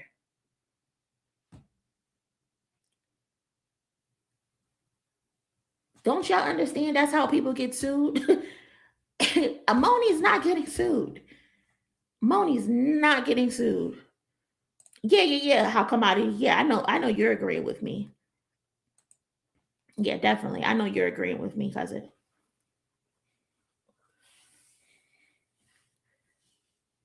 I'm not out here. I'm not in the business of being sued and saying, yes, Jay-Z and Pusha T was out here doing this and doing that. No. That's like the same for me to say, if Drake or Eminem, someone said Drake and Eminem are in these crisis intake situation as well. I would not come on here and report that, oh, Drake definitely sexually assaulted someone. Eminem definitely sexually assaulted someone. I'm not going to do that. Would I love to kick Drake back in? 1,000%. But the only time I'm ever going to kick Drake's back in is if there's an actual legal precedented document. There's a video of him kissing a 17-year-old on stage. Those are the only times you have ever seen me say that this nigga is a freaky frog based on things that I've actually seen, articles that have actually been written by syndicated publications. You could never get me to say someone is a sexual deviant and I don't have no proof of it. I call Nicki Minaj a pedo lover because she put money on her brother's book and he's in jail right now for serially molesting his stepdaughter. I call Nicki Minaj a rape apologist because she married a man who has to register for sexual assault every year and update a photo. I call Nicki Minaj a rapist lover because she's on stage holding hands with the president of the United States who have actual allegations of assaulting people. Like, do you know me or do you not know me? One thing I don't do is report shit that don't have actual factual information. I'm never going to do that. I'm never going to do that. We don't play that over here on Chilling with Moni. We don't. And you can't find where I have ever done that. You can't. I'm one of those YouTube pages that actually went to school for journalism. I know the codes and I know the ethics. Everybody else may be just getting their opinions off, and I operate that same way. It's a more chill atmosphere over here. But I actually went to school for this, and I know what is a do and what is a don't. You cannot play that game with me over here.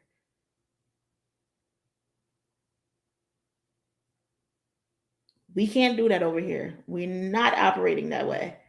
Hell no. I love myself too much for that.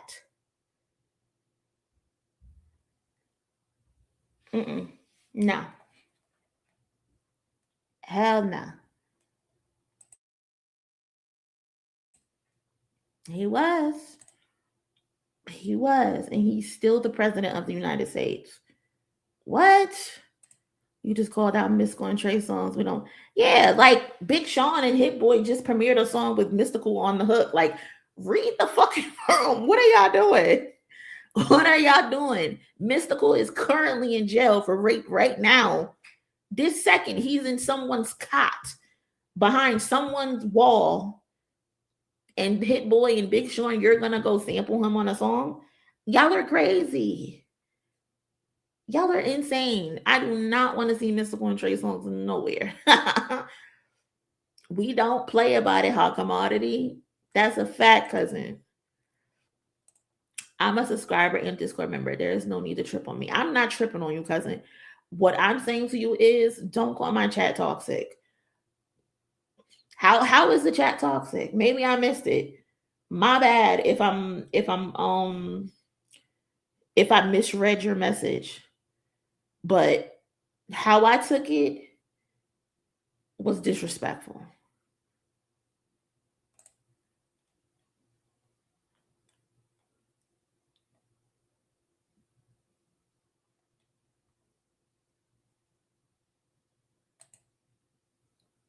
It's okay for everyone to question a claim when there's no evidence. Exactly.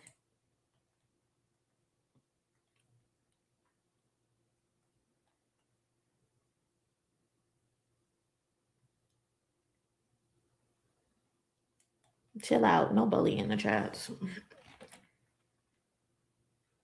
Shit is crazy. What else? How long we been on stream? Oh, damn, we've been on stream for 3 hours. I didn't even realize it. The fucking time be going fast. I don't mean the full jack. Cousin, you got to be more direct.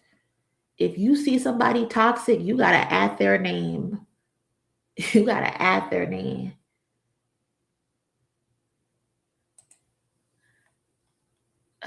And for what it's worth, Eminem was in one of those files, and nobody is talking like he's guilty on Twitter like they are with these two.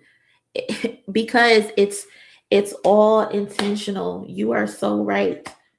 You are so right, cousin. Because if people actually cared, they would name everybody that's listed.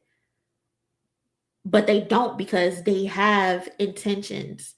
They want to push certain narratives on certain people, and us pointing that out isn't wrong. We're pointing out the obvious.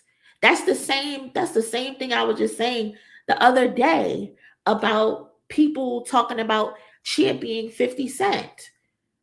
That's my issue with a lot of people championing 50 Cent.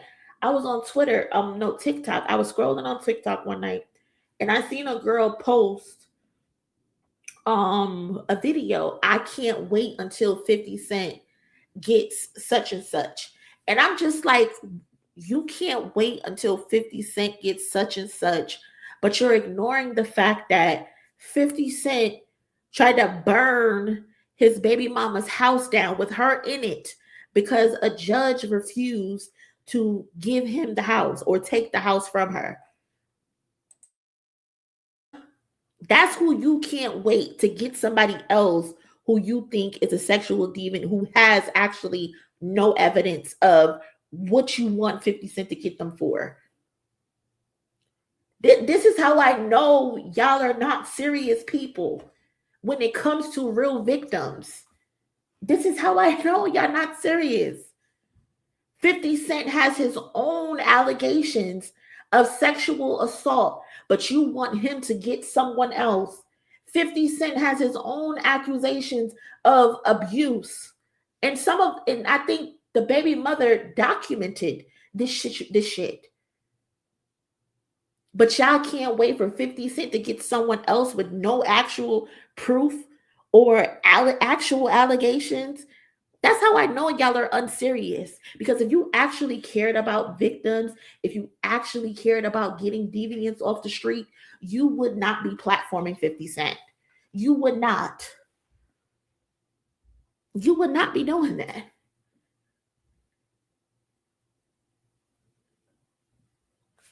Like, what are we talking about? People just side with who they like. They don't really care about the real victims. Exactly. I wish I would ever find out that somebody that I actually like did something crazy. I would say fuck them immediately. Kendrick especially. Y'all know I fuck with Kendrick. Y'all know I do my journalistic shit, but I also heavily document Kendrick and what he got going on, aside from all the other shit that we talk about on the channel, in the Discord, under the community post. But let me find out Kendrick abused Whitney. Let me find out that that's actually what happened. Some of y'all are gonna be upset. Y'all are gonna be upset. You see how they acted when a year or two ago, when I did the report, when I got the tip that a woman was supposed to come out and claim that Kendrick abused her. And when I reported on the story, people were telling me, oh, you need to shut the fuck up. Why would you report on that? You not a real Kendrick fan, blah, blah, blah, They're telling me this because I'm wrong for reporting on a tip that I was given, just for a couple months later, it to come out that an interview was supposed to go down. A certain person was also approached to try to put negative energy out on Kendrick, narratives about Kendrick. And then y'all want to come back and say, oh, MONIE, I see what you were talking about. You see how fake y'all are and parasocial y'all are? I do not like Kendrick that much. I don't like him that much. If some real shit happened and Kendrick was responsible for it, I am going to report on it. 100%. And I'm going to give my honest opinion on it. I don't like a nigga music that much. I don't like a nigga swag that much. Fuck out of here. Motherfuckers was telling me, oh, you should not have reported on it. That's just giving other people ammunition to use against him, just for it to come out that a report was supposed to come out, but it didn't come out because the motherfucker got cold feet or backed out. Like, y'all are crazy. Y'all are fucking crazy, bro.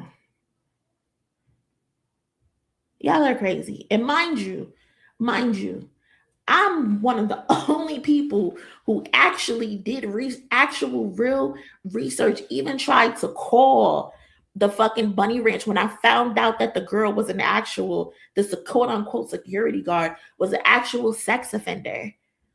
Did I get my props? No, I didn't. But I did that because I wanted to give y'all real information.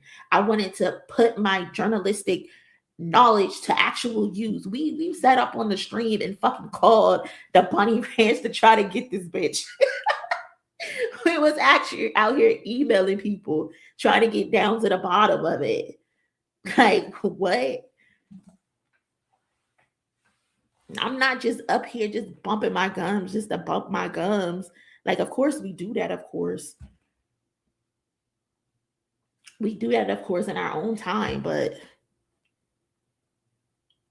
when it's some serious shit, we're going to get to the bottom of it.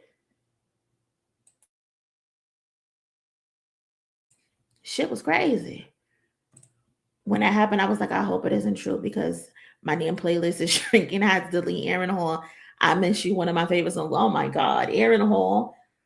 They said he the original. They say he the original deviant. R. Kelly learned a lot of shit from him. That's what they said. He was teaching motherfuckers how to be too damn freaky. That and then I Miss You video made me cry and shit. That was a real good video. But yeah, you gotta delete those. I am not one of those people who can separate the art from the artist because I feel like if you're deviant, you're deviant. So that means you deviant in your music too. I don't want to listen to you sing or rap about certain situations when I know you possibly hurt someone, you possibly abuse someone. No, I'm not separating nothing. Everything I know about you is combined as just you. We not separating shit. I don't like your music that much where I'm gonna look past you talking about you ready. Your mind is telling me no, but your body is saying yes. And now I know you fucking assaulted young girls. Like, no, I don't want to hear that. No. Hell no.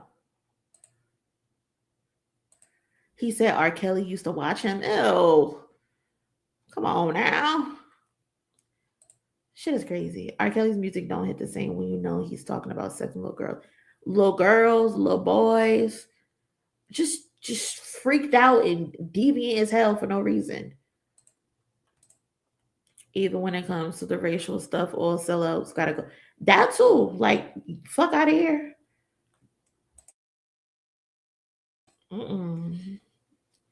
I'm good. Hell no, I am fucking good. I could find something else to listen to. There's more than one rapper out here. There's more than one singer out here. I do not have to listen to you that much.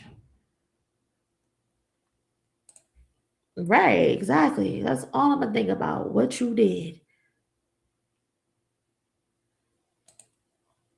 Seem like you're really hell no. No. His mouth is foul too. He sucks like a nasty pimp. Disgusting. Disgusting. They were trying to do it to Michael Jackson with no evidence. Michael went out sad, unfortunately. They did him bad. Michael didn't help either. He didn't help the allegations because at a certain point, you just got to stop.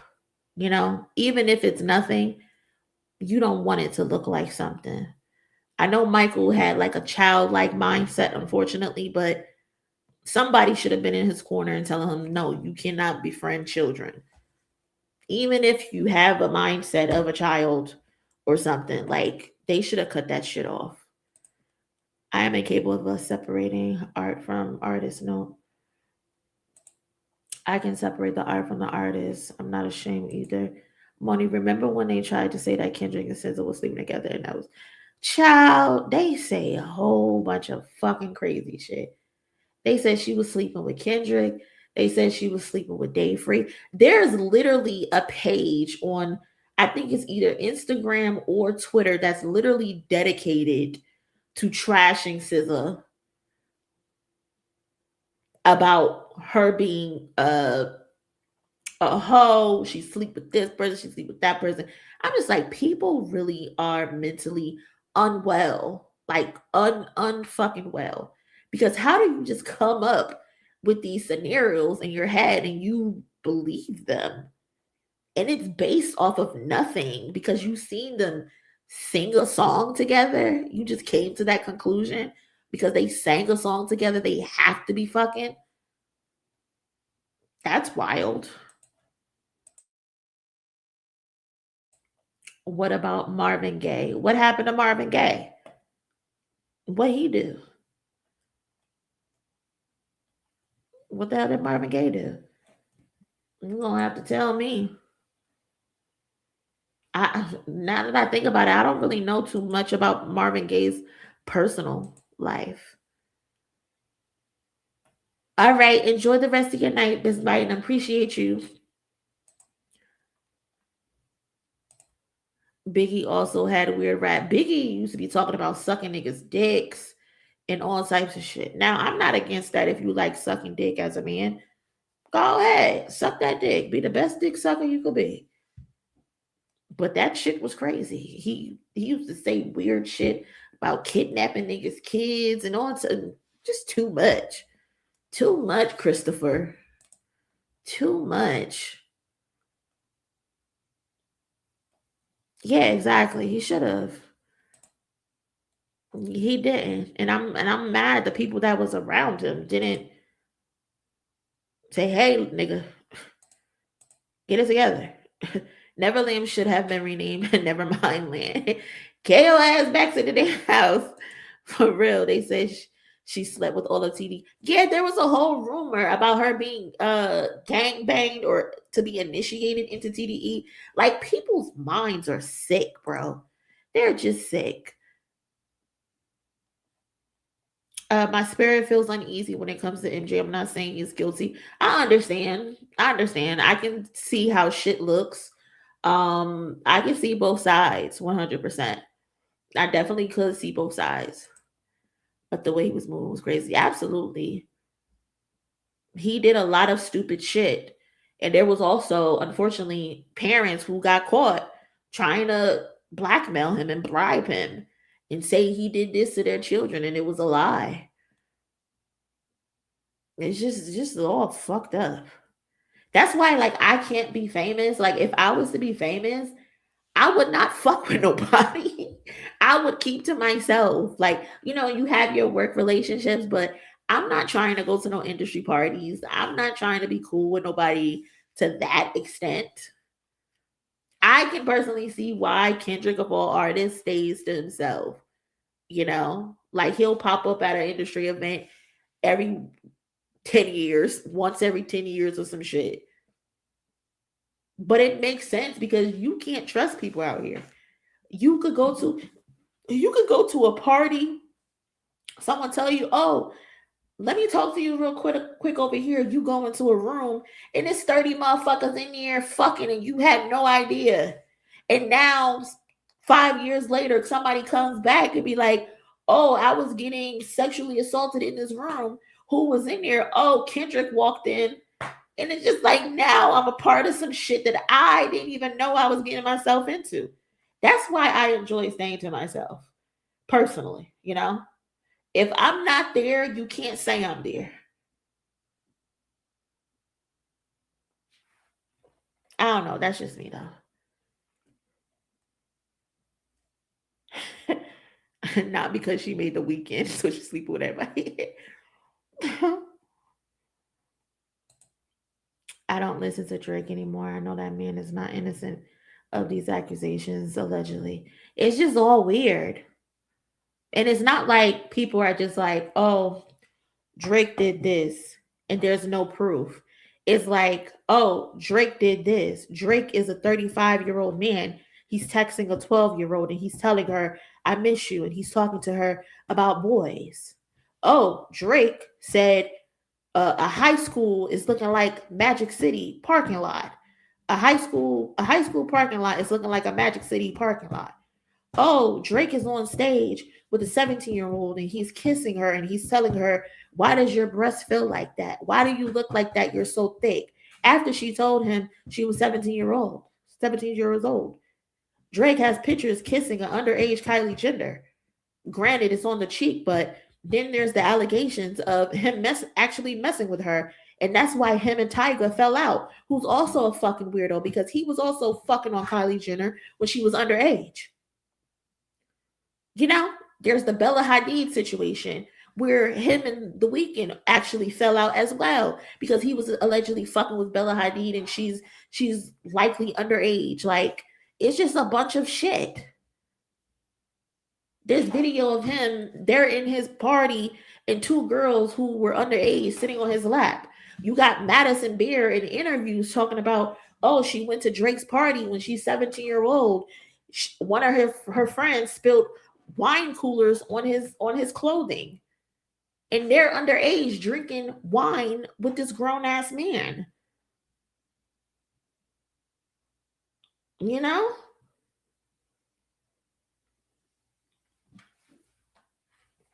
That's why I personally say this nigga's weird.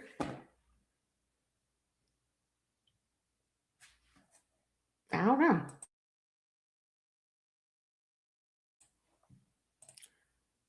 He had a 17-year-old girlfriend when he was 34. Who's that? Oh, Marvin Gaye. Oh, that's crazy. That's insane. Why at 30 plus years old do you need a girlfriend that young? I look at people like that as weird. You are weird. There's no reason as you as a 35-year-old man, you done lived 35 years of life and you decided, hey, let me get a girl that's 17-year-old. She's 17 years old. Her brain is still developing. She probably don't even know how to wipe her coochie all the way correctly yet. And that's what you decided. That's manipulative to me. That's weird to me. All you grown ass men who pick young girls, and you're picking them because you want to mold them and you want to make them into the women that you want. That's predatory. Full stop. Predatory. You're a predator. When I was young and I was coming up, I used to have so many grown men try to get with me when I'm 15, 16 years old. I remember one time, like, this is getting personal. This is getting a little personal, but I don't give a fuck. But I had a grown man, a man who actually knew my parents, tried to holler at me.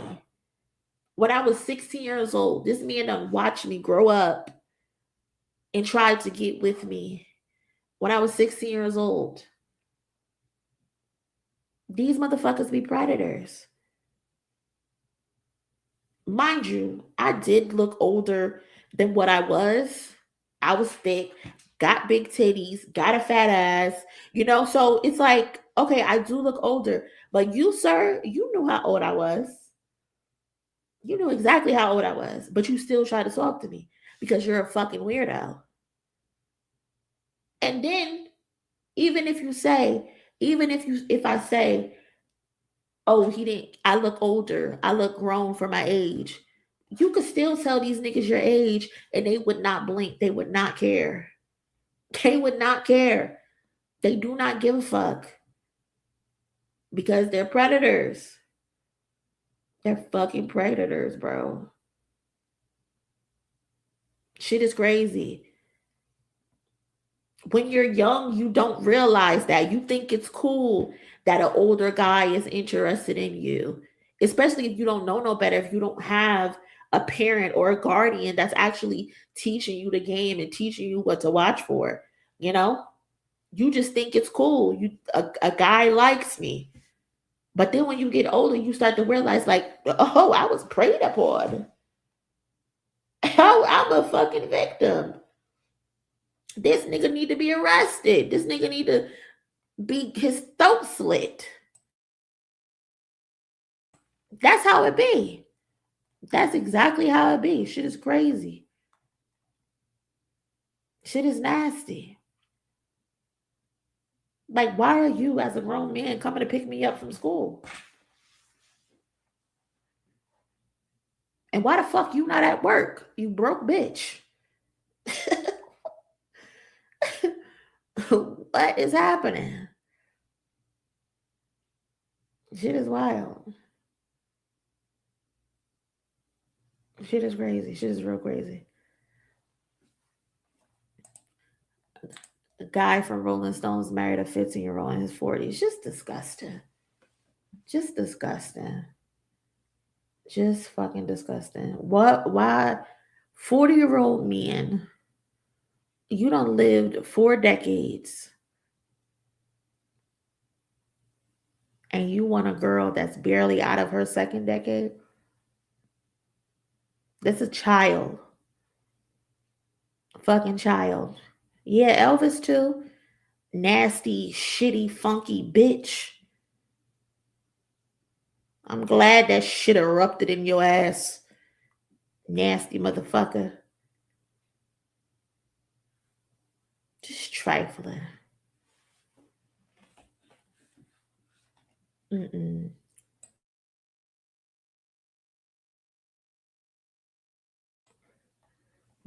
I can't. These motherfuckers need to be watched.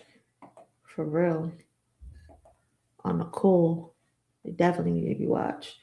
But to change the subject, because I think this is getting a little sad. It's getting a little sad. Let's laugh at J. Cole. How about that? How about we laugh at J. Cole for a second? If you haven't already, please do me a favor and smash the like button. I appreciate everybody that's still in here chilling with me. We almost at a 4-hour stream. It does not even feel like we've been on this bitch for 4 hours. I see we hit over 200 likes, so thank y'all so much.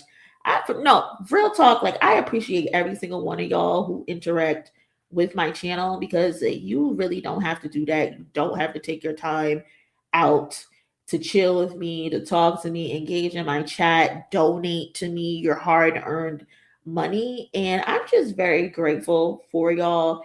I told the cousins earlier in the chat, like, if nobody told y'all that they love y'all, I love y'all down. Even the ones that get on my fucking nerve. You know, I love y'all for real. Dallas Salas, if you in here, I love you too, even though you just pissed me off 10 minutes ago. I fuck with you for the most part, you know? So shout out to y'all. But yeah, let's kick J. Cole's back in for a second. Because what's a stream without kicking J. Cole's fucking back in? We would not have a stream without kicking J. Cole back in. Fuck. So J. Cole revealed his J. Cole revealed it, and this one's for you, Hot Commodity. Love you, cousin. This one's for you. J. Cole basically he revealed his the CD cover for the Fall Off. He got 2 album covers. The one that he originally revealed with the front, I think he's like old studio setup that he made. No, don't close your ears. It's not gonna be too bad. It's not gonna be too bad. I love you more, Demi. I love you more.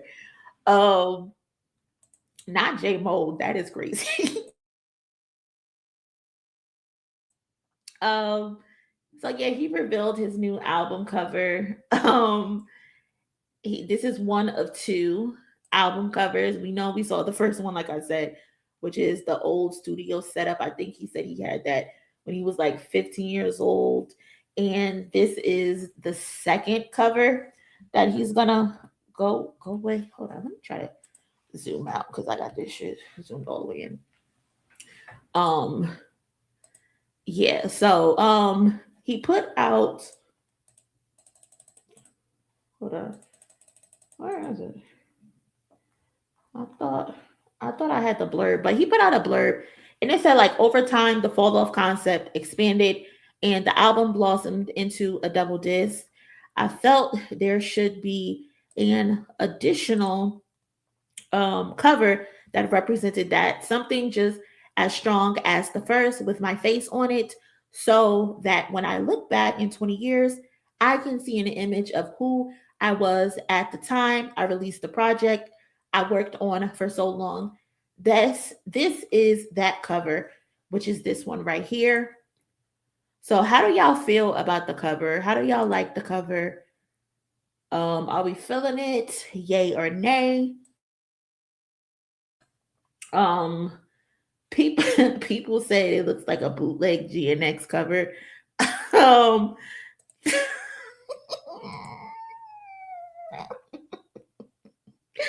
I'm crying. I'm never gonna get that hoodie. I'm never gonna get a hoodie. And I've come to terms with it. I'm okay with not getting a full love hoodie. Maybe next year. I don't know. But basically, so essentially J. Cole is basically saying that the album turned into a double disc and was delayed due to the battle. One part was before the battle and another part is after the battle. So it appears J. Cole will be addressing the battle on the album, which is interesting because given he's on record saying the battle was only for monetary gain and he intends to capitalize off of it. So, I mean, and to be clear, I have no issue with him capitalizing off of the battle because why the fuck not? You know?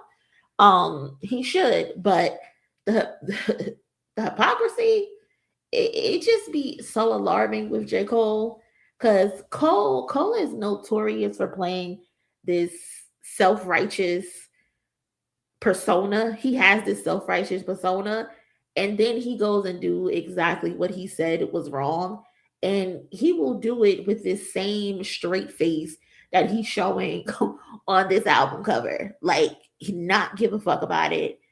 You'll tell him something, he'll respond to you like, well, I can't really read, so you can't really hold me responsible because I can't fucking read, or I don't like to read. Correction, I don't like to read.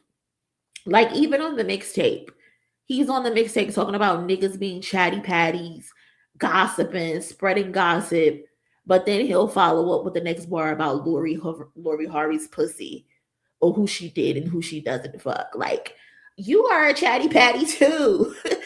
You are a chatty patty too. Like, please, J. Cole, please, tomatoes. Like, stop pissing me off, bro. Stop pissing me off. And that's my issue with J. Cole. He want to play self-righteous, but be doing the exact same shit he be complaining about. Cole fans said his album is being marketed correctly because it doesn't have battle hype, yet Cole is saying he will talk about the battle on the album. They are delusional. They are so delusional. Oh my God. Look who it is. I haven't seen this name in my YouTube streets in a while. I see it on Twitter, but I haven't seen this name in my YouTube streets in a while.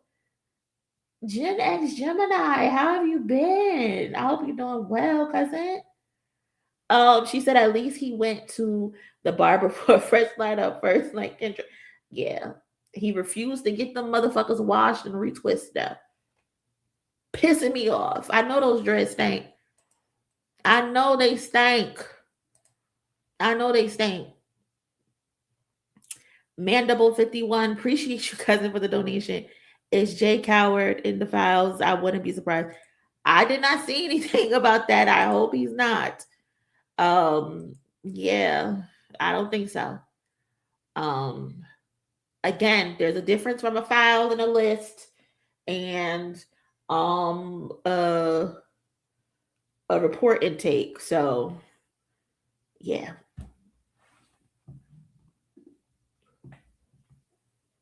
Hold on.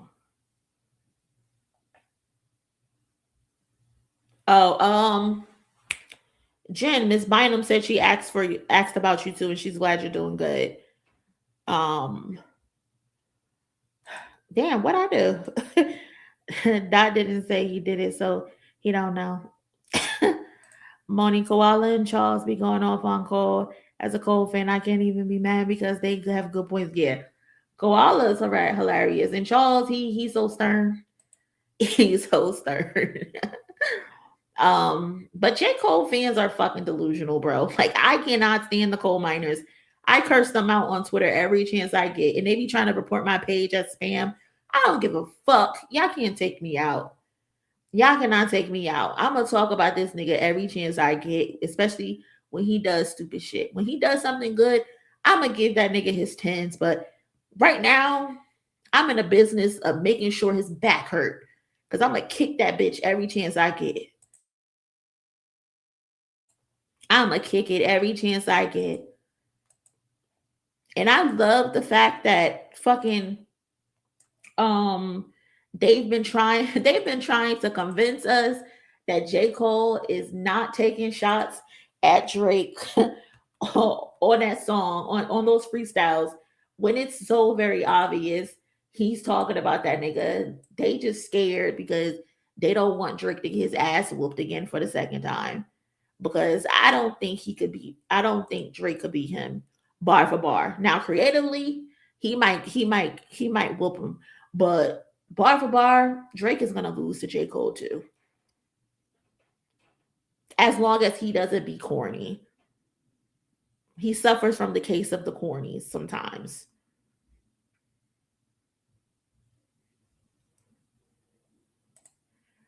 Conquest 2819. Listen, I'm not mad at the jokes. It's fair game. But if J. Cole messes around and drops a classic, I pray y'all keep the same energy. Absolutely. My energy never wavers. I can give a motherfucker their 10s if they deliver a 10. I have no problem doing that. No problem doing that. I literally kick Joey Badass's back in every single time. But when it comes to the battle, I think Joey Badass won.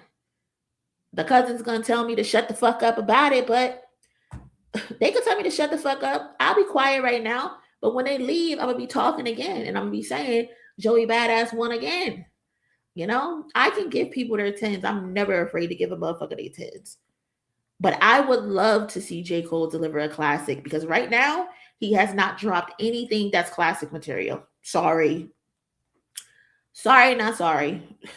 We heard Rewind. It's a 6-7 at best. We heard the freestyles, 6-7 at best. He has not delivered classic material yet. And then, mind you, they are on Twitter telling us, just vibe. Don't listen to what he's saying on the freestyles. DJ Clue in interviews telling us not to listen too much, not to put too much stock in the lyrics, not to put too much stock in him dissing niggas, him dissing Simba, him dissing Joey, him dissing Drake, talking about, oh, he dropped down from the top to the bottom to go past the lesser again. They're telling us not to listen to these things. And I'm just like, are you serious?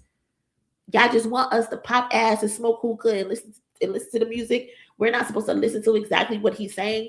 You don't want us to call out the fact that he's bluffing. Like, come on. Is that how we're supposed to listen to music? Listen to music passively like that, being anti-intellectualism is exactly why we're in the current state that we're in right now when it comes to music.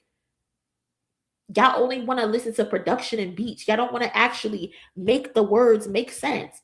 Don't get on no record talking about you would smoke niggas when we just saw you apologize to a nigga. I'm going to call that out every single time. If you got a cute line or two, I'm going to give you your 10s. I'm going to give you your props. I ain't got no problem with that. But I don't want to hear no chest pumping raps.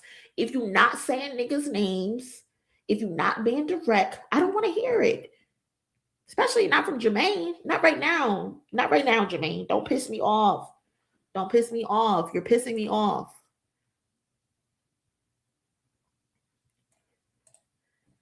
Conquest 2819. First of all, what's up, Conquest? I don't know if you be in here often, but I from what I'm seeing, this is my first time ever seeing you in here. So welcome to the channel. welcome to the family. Being a cousin, shout out to you. But I'm a Cole fan, and I can admit he doesn't have a true classic in his catalog. The closest may be Forest Hill Drive. I can see that being his classic. I can see that being his classic. Yeah.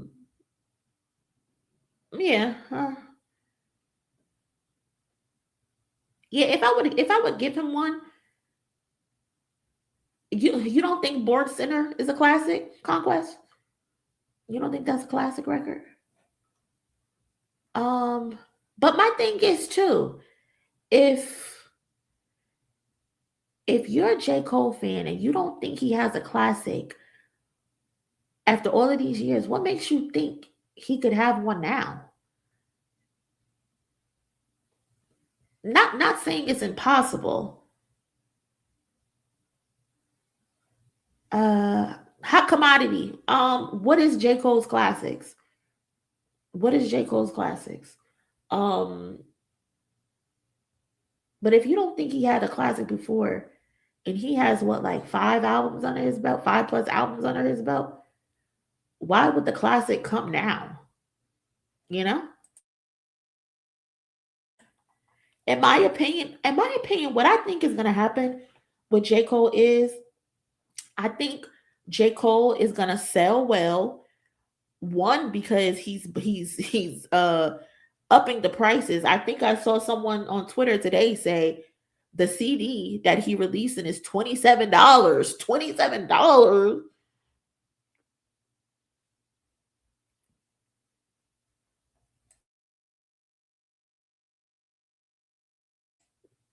$27, man.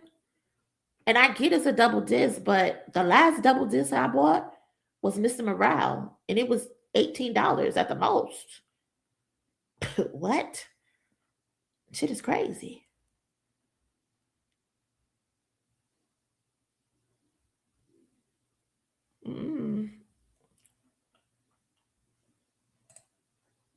Manny Bell, y'all see Ye compare liking Cole music to being on the Epstein list. He probably on the faucet. He said that. I know he said J. Cole music put the pussy to sleep. I didn't know he said that. I hope he did not say that recently, especially since he just apologized. That would be crazy. I don't know if it's 100% true, but I saw someone on Twitter say that J. Cole's new CD is $27, and they were complaining, but they paid for it. Is it a bundle? She didn't say if it was a bundle or not. She just said it was $27, the CD.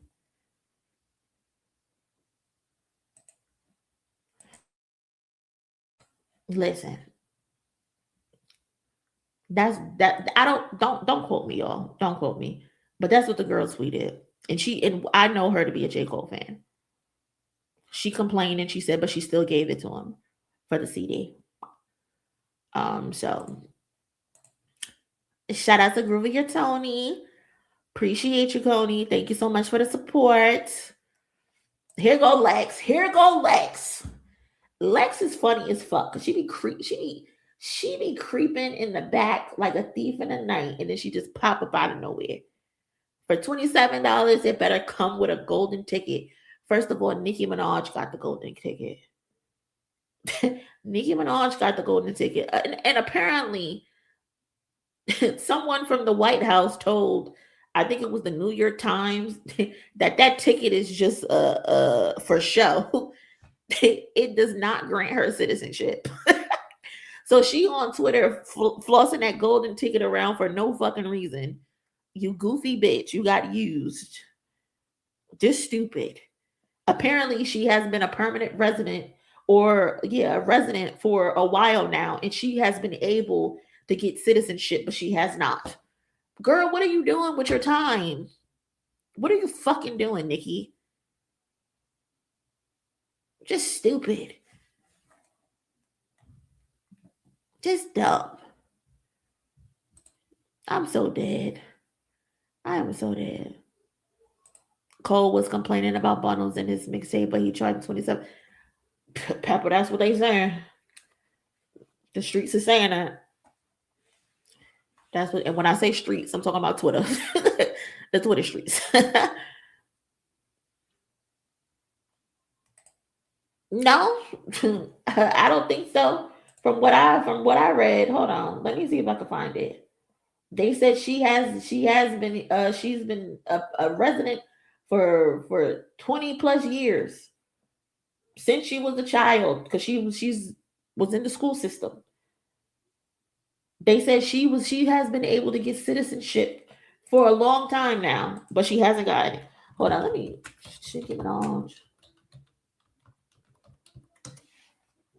Hold on. Let me get it right. Let me get it right before I be wrong.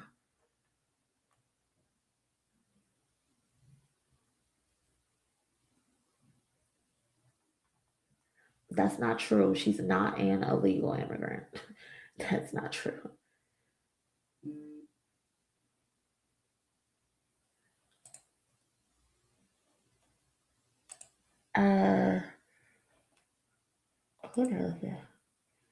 Did Trump really give? Hold on, so I could show you that this is an actual article.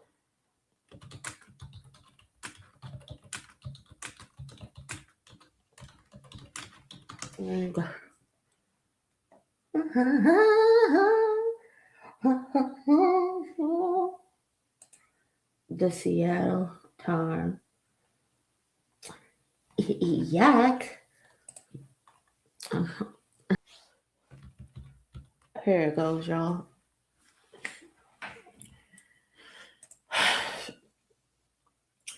Turns out all Minaj got was a gold-colored card bearing Trump's face. A White House official speaking on the condition of anonymity to describe the gift said the gold card was simply a memento rather than a visa document. Despite her flexing the card would probably serve little value to Minaj, who already appears to have legal status. A Homeland Security Department official speaking on the condition of anonymity to clarify the gold card. The gold card, which officially debuted last month. Oh, this is a new card too, is available to would-be immigrants for a non-refundable $5,000 processing fee. After applicants are vetted and approved by the Homeland Security Department, they then have to pay $1 million to obtain U.S. residency and become lawful permanent residents.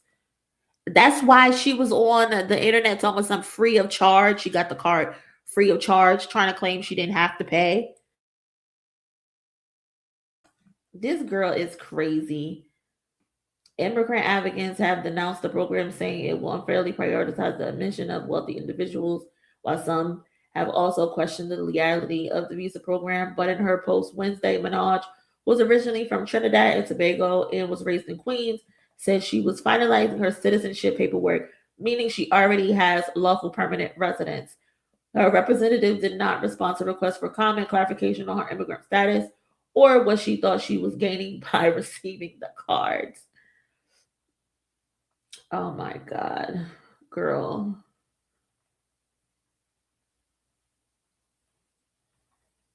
Girl, you are so embarrassing. So embarrassing. Like, and I'm low-key starting to think her beef with Jay-Z is probably because she probably asked him, could you help me with my residency situation? We know Jay-Z is notorious for helping other people, other rappers, right? We know that. And I think she probably went to him asking for a favor, and he probably said no. That's what I'm thinking happened, low-key. Because Jay-Z has helped Lil Wayne with his taxes, has kept him out of jail. Jay-Z has helped DMX with his taxes. There's so many other artists who have documented the fact that Jay-Z has come to their defense to help them. Megan Thee Stallion, she was having that issue with her old label. Jay-Z helped get her figure that situation out. He then became her. Rock Nation became her management. That's what I'm thinking. I'm thinking she probably went to him asking him for a favor, and he said, "Fuck you." That's what I'm thinking happened, y'all. Right. Jay-Z helped Meek Mill too. Her ex.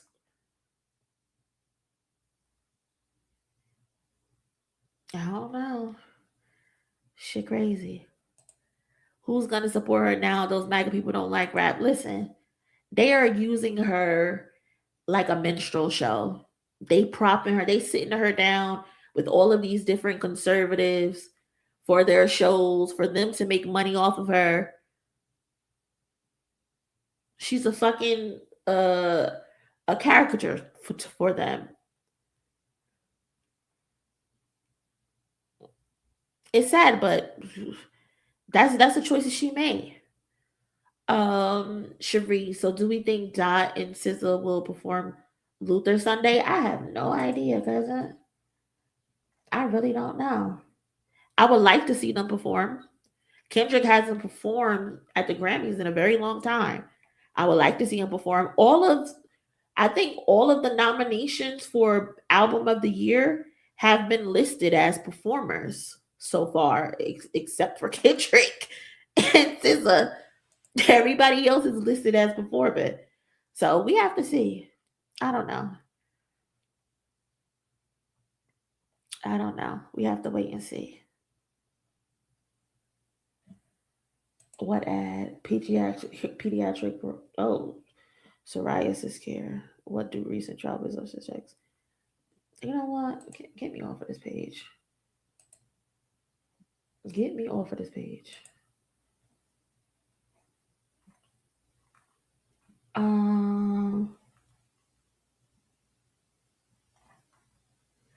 Did y'all see this clip of Maul? That he did. On this album, he better explain why he did what he did. He better explain why he did what he did. Okay. He better address why he did what he did. Did a bit on port. Hey, cousin. I don't know why I had your account blocked, but it was. But hey. Disagree with what he said he did. On this album, he better explain why he did what he did. He better explain why he had that conversation with Kendrick. Okay. And then never spoke to Drake after that again in his life. He has to explain that. I'm with you. He has to explain that. That's nasty. I fuck with Cole. Cole can rap his ass off. Put it in. Grown ass man wanting another man to explain to him why he's not talking to another man. Please pull the panties out of your ass. Bars on why you did what you did to Drake, bro. Don't give me all of this young Simba and this nigga and that. No. Tell the world why you had that conversation with Kendrick before that whole back and forth with him and Drake, and why you came off that tour with Drake, and after Drake gave you your first #1, and then you never spoke to Drake again. Okay. Current day, today, till this day, has never spoke to Drake again. Maul, he doesn't have to speak to Drake if he don't want to speak to him. Cole fans, listen up. I'm defending him right now. Give me some props. J. Cole does not have to talk to Drake if he don't want to. Who the fuck are you? Not everyone is eager to pick up Drake's phone calls just to hear his voice. Just because you love to hear this man's voice on the other end of the line, or you have an obsession with texting him. J. Cole is a grown-ass man. J. Cole got a whole family, a wife and kids. He's not dedicating his life to fucking Drake, even though he's on fucking Port Antonio. I ain't afraid. You know what? Shut up, Moni. I'm being nice right now.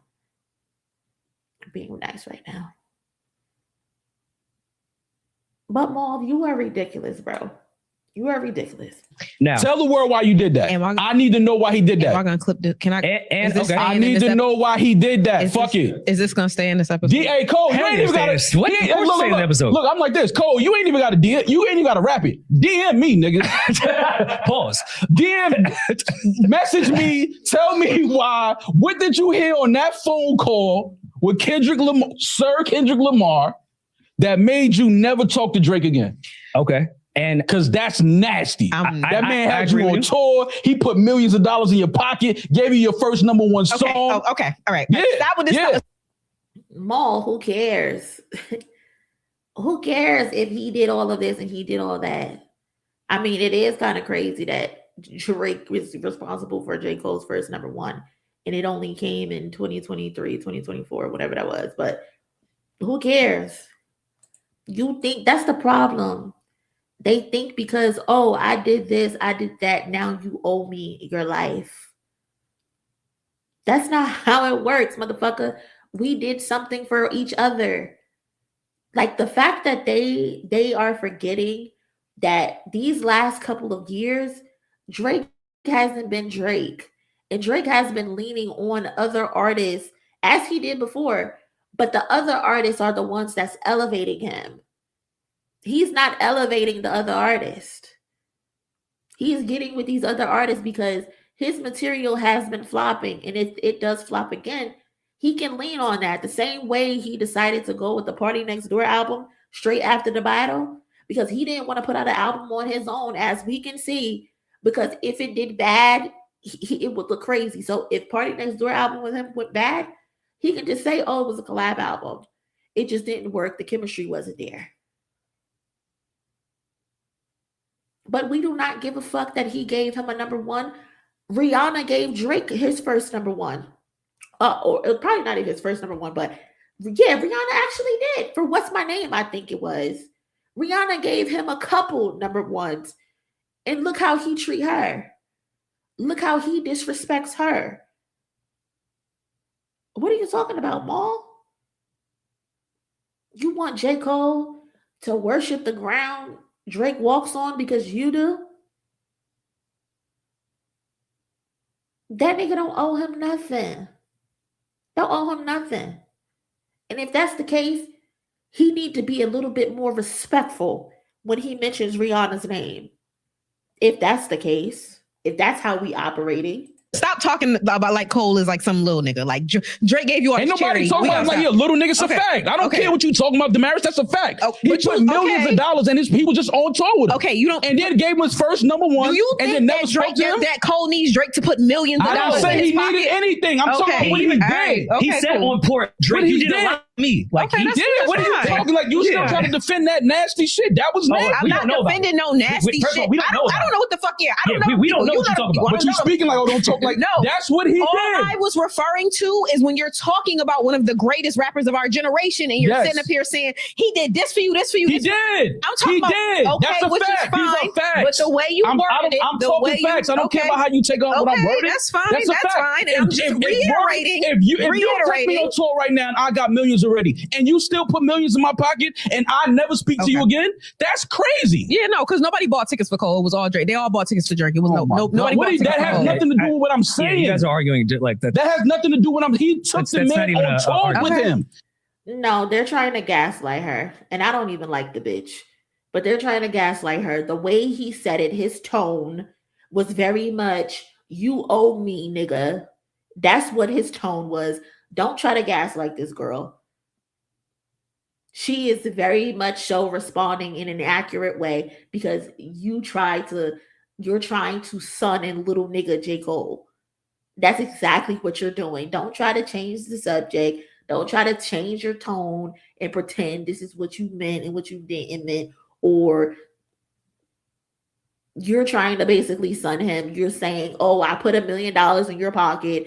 I took you on tour. I gave you a #1. How dare you not speak to me? That's exactly what you're doing, Maul. Okay.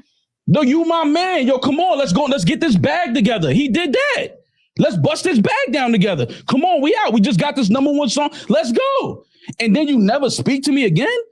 That's crazy, bro. That's insane. I don't care what nobody. That is.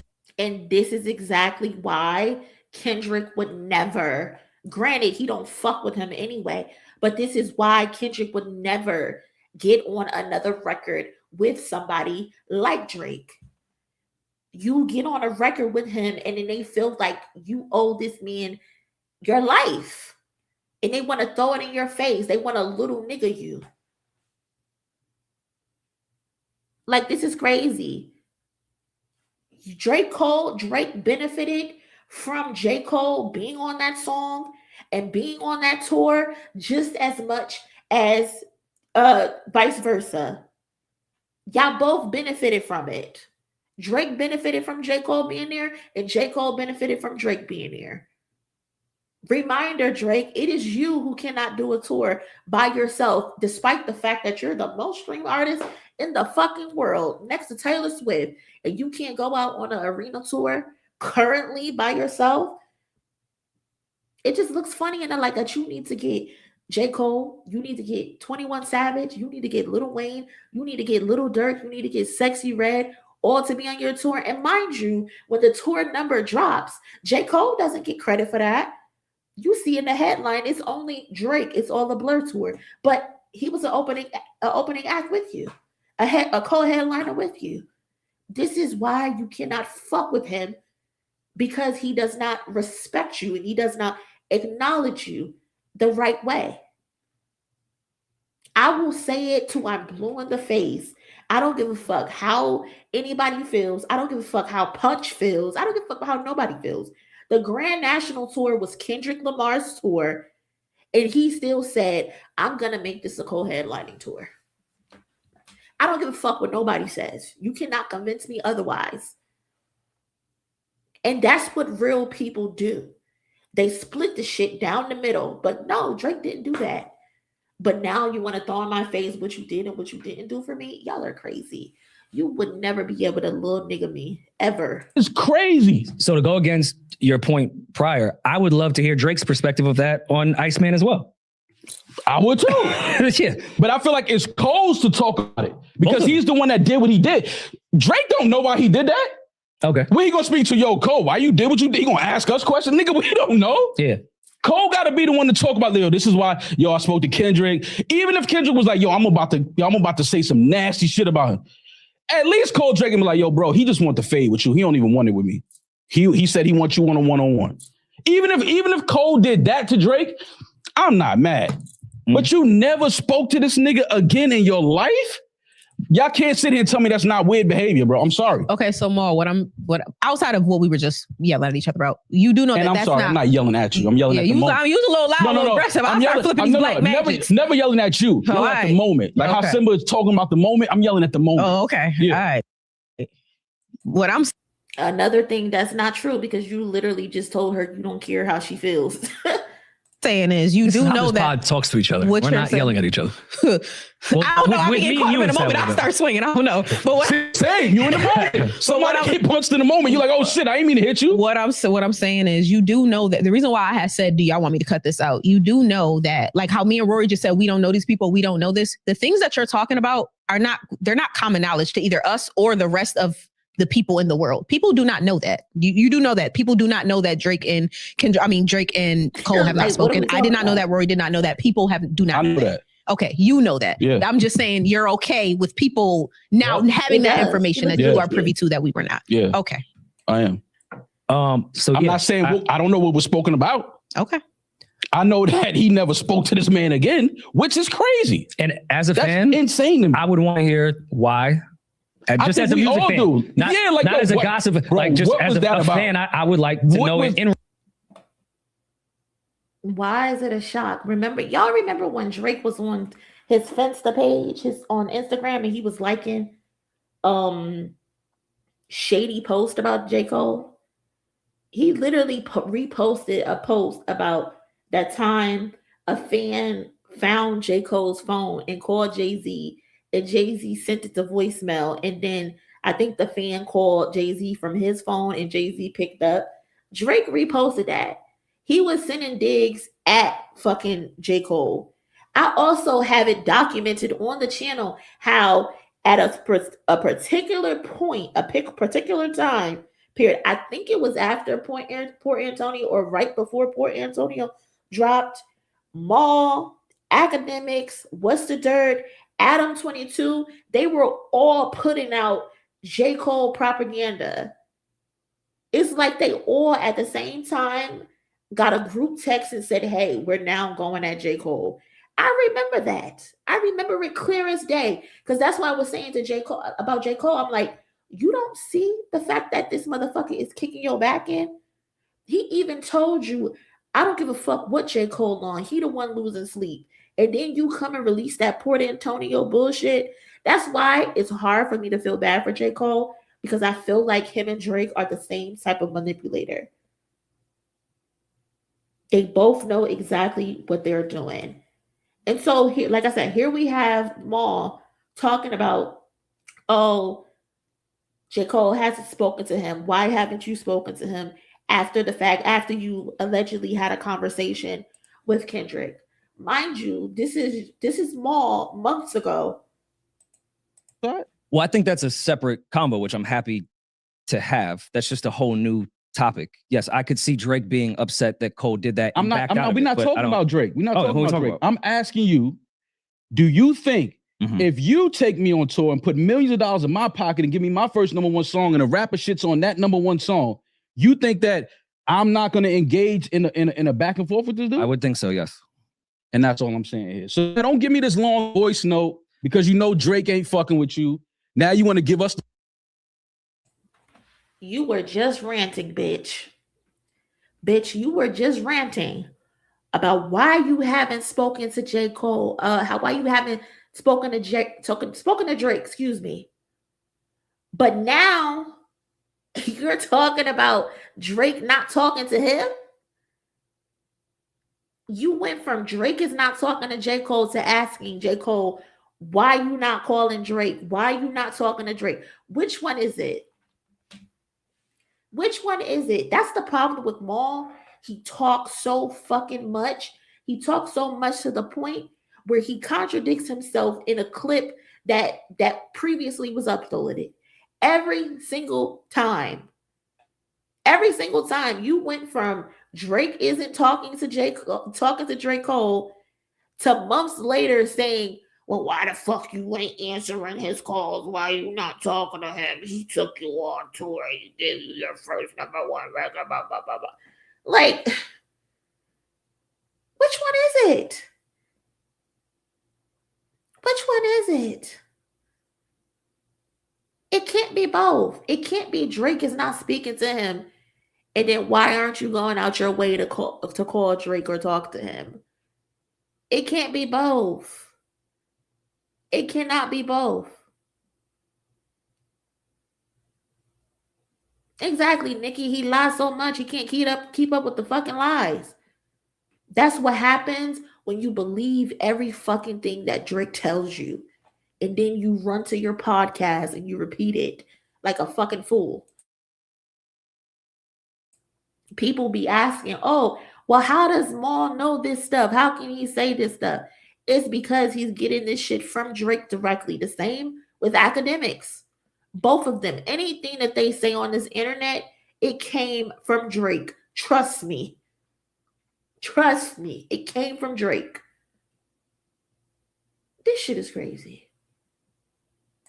Well, I think that's a separate combo, which I'm happy to have. That's just a whole new topic. Yes, I could see Drake being upset that Cole did that. We're not talking about Drake. We're not talking about Drake. I'm asking you, do you think if you take me on tour and put millions of dollars in my pocket and give me my first #1 song and a rapper shits on that #1 song, you think that I'm not going to engage in a back and forth with this dude? I would think so, yes.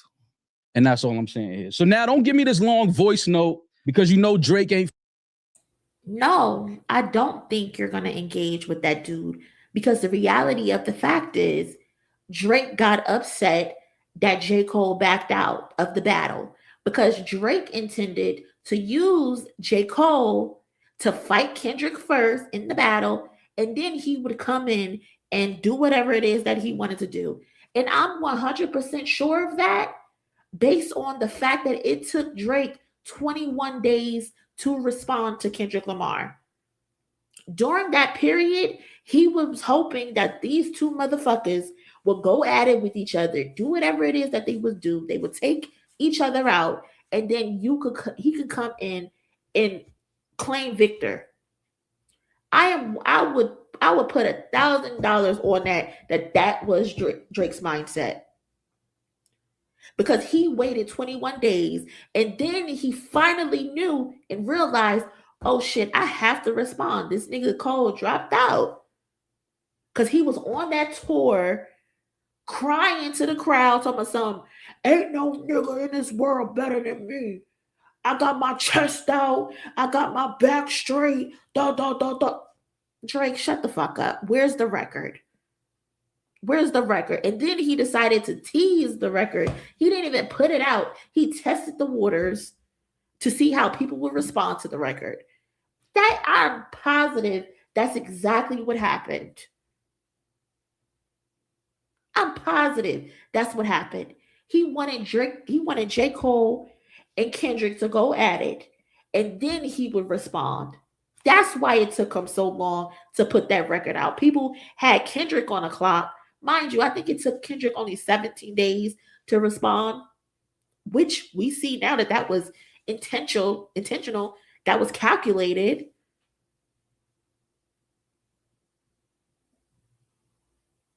Like, come on, bro.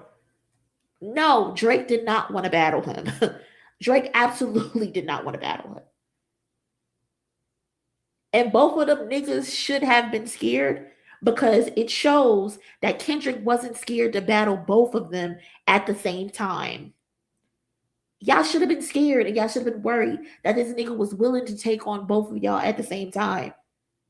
Drake talking about, oh, it's a 20v1. No, y'all were gonna double team him. He was gonna go at both of y'all. Fucking with you. Now you want to give us the voice note that you could have sent to Drake yourself. We didn't have wrong with I would love to hear this music. I want to hear all this shit. I don't want to. That's personal. Call Drake and text him. The whole beef was personal shit. What are we talking about? Tell Drake, text him, send him a voice note, because you ain't spoke to him since you spoke to Kendrick. The whole point of the battle. Y'all, you hear how he's telling Rory that he doesn't want to hear any of this. Just send it to Drake. But in the clip from today, he's demanding J. Cole to tell fans and to tell the fans why he did what he did to Drake. Which one is it? Again, flip-flopping. He don't know which side to go. He just goes wherever the wind blows him at this point. It's just wherever the wind blows is what Maul is going to say. How now all of a sudden you want to hear and you want J. Cole to apologize and you want J. Cole to tell fans why you did this and why you didn't do that. But just a couple months prior, you told us you don't want to hear shit from J. Cole. Which one is it? Is it Ushiwali or is it one mic? Which one is it, bro? Battle was all personal shit. What are we talking about? Listen to what I'm saying. We're not talking about a battle. These are words that we know he wants to tell Drake, but he knows Drake ain't picking up the phone for him. So therefore, Drake ain't picking up the phone for him, but now you're complaining that J. Cole hasn't spoken to Drake. These motherfuckers are confused. These motherfuckers are confused. And it's fucking hilarious, bro. It's hilarious. I can't take them serious at all.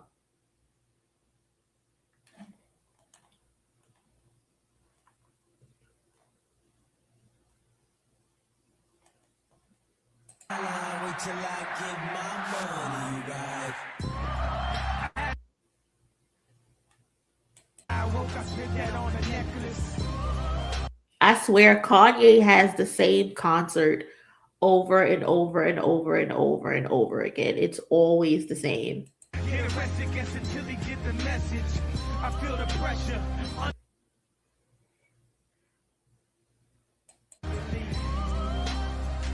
More jewelry, more Louis V. My mama couldn't get through to me. Like, it always looks the same, the aesthetic, every single time. Some random ass, big ass stage fog and all types of shit in the background, and him in these big ass coats and these boots. I think he's in Mexico.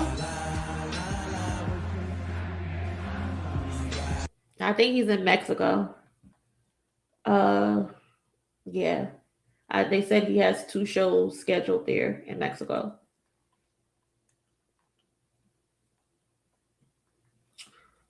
Yeah, I don't know. Let me see. What else is going on? What was that, Northwest?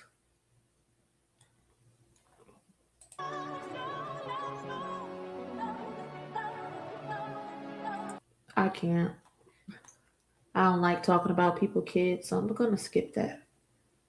I'm just gonna skip that. What the fuck is this? See, and this is what I'm talking about. Actual files. This is what I was talking about. Actual files. Not random intake calls. Disturbing photos in the Epstein files appear to show Andrew on all fours over females sprawled on the floor. This is fucking weird, bro. This is weird. These motherfuckers are weird. I can't. Manabel, appreciate you, cousin, for the donation. Did Cole foul? I don't know why you're still pretending. Exactly.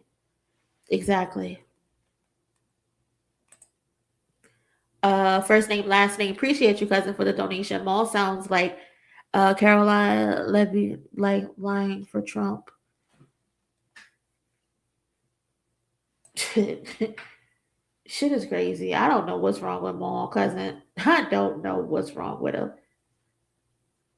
It's crazy. First name, last name. You know what's even more crazy about Maul? Is it just still baffles me that he's related. He comes from the Rockefeller lineage. His brother Biggs, or is it his brother? I think it's his brother Biggs, is Jay-Z's right-hand man who founded Rockefeller with Dame Dash and Jay-Z. The fact that he acts the way that he does is very concerning. Very. I wish they allowed a child to be a child. I want people to let children be people, but you can tell when some children, they want to actually be stars, you know, and you can tell when they actually have talent. Again, I don't want to talk about anyone's child, but yeah, that little girl is no comment. No comment. No comment. Please, let me get off of that. My bad, y'all. I'm sorry I stayed on that.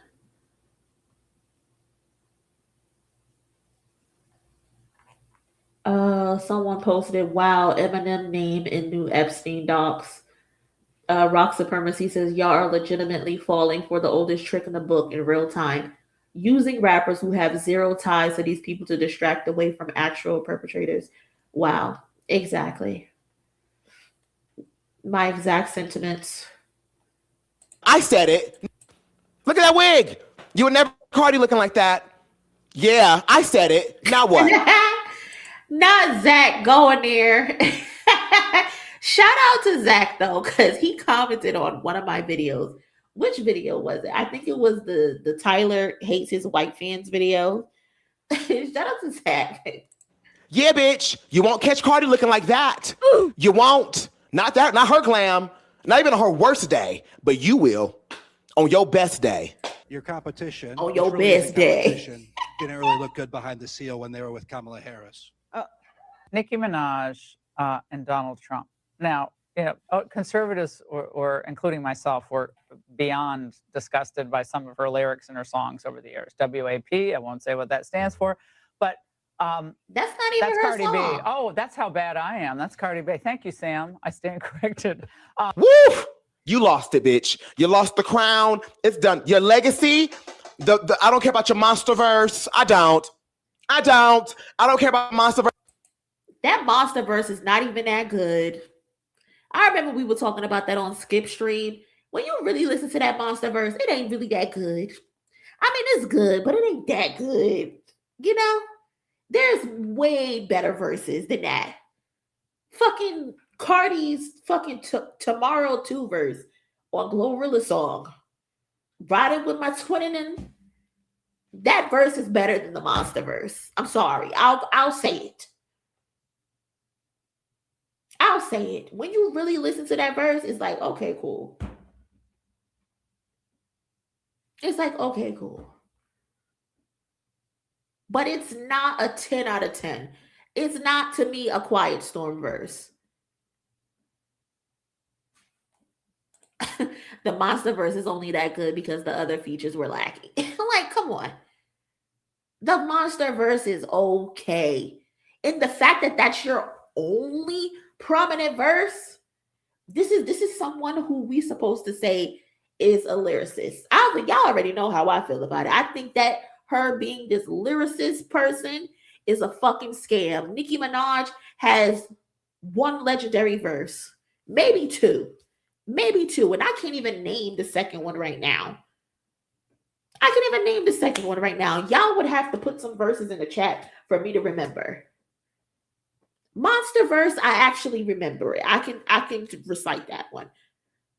But the fact that you've been in the game for 20 years and your only legendary verse is Monster is crazy. And that was 15 years ago. And you're supposed to be the most lyrical female rapper that we've ever came across. Come on. I would pick Itty Bitty Piggy over the Monster verse any day. And then again, though, the fact that that's a 20-year-old verse, don't you supposed to get better with time? You're not supposed to regress. I don't know the Make Love song. I don't know that one, so I can't say yes or no. Unfortunately, I don't know that one, or at least I don't recognize the name. But the fact that all of your best verses are way behind you is crazy, and you're supposed to be the best female rapper we have ever come across. I can rap 5 different Little Kim verses off the cuffs immediately. I can rap at least 5 Missy Elliott verses. I can rap at least 3 Megan Thee Stallion verses.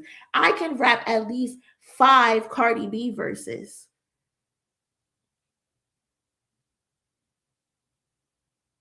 But your best shit were 15, 20 years ago, and you're supposed to be the best pen?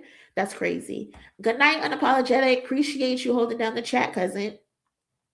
Thank you so much. We are about to wrap this up soon. Live at the main event, I bet. A trip to Maui on it. I don't know what you're talking about, Punch.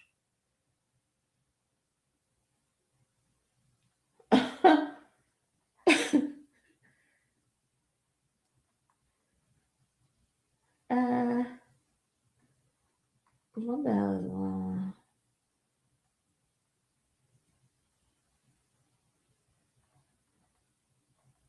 What else they got going on? Who? DJ Michael, 5,000 watts. Swisher House founder dead at 52. Do I recognize him? Still tipping. Oh, okay. Rest in peace to him. Rest in peace to him.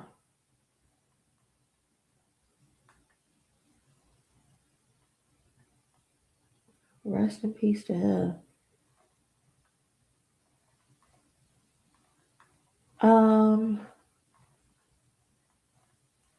Yeah. I think it's a lot of Grammy events going on tonight.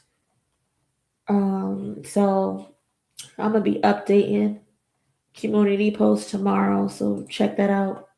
Do y'all be seeing my community posts? Good night, TM. Do y'all be seeing? Oh, Unapologetic is saying good night to TM. My bad. Do y'all be seeing my community posts? Do y'all like when I post them or not? I thought they were a good thing to do, so while we're not on the channel, I can keep y'all up to date on what is happening in like real time. So I hope y'all like them. What was I about to say? Tyler, what the fuck are you doing, Tyler?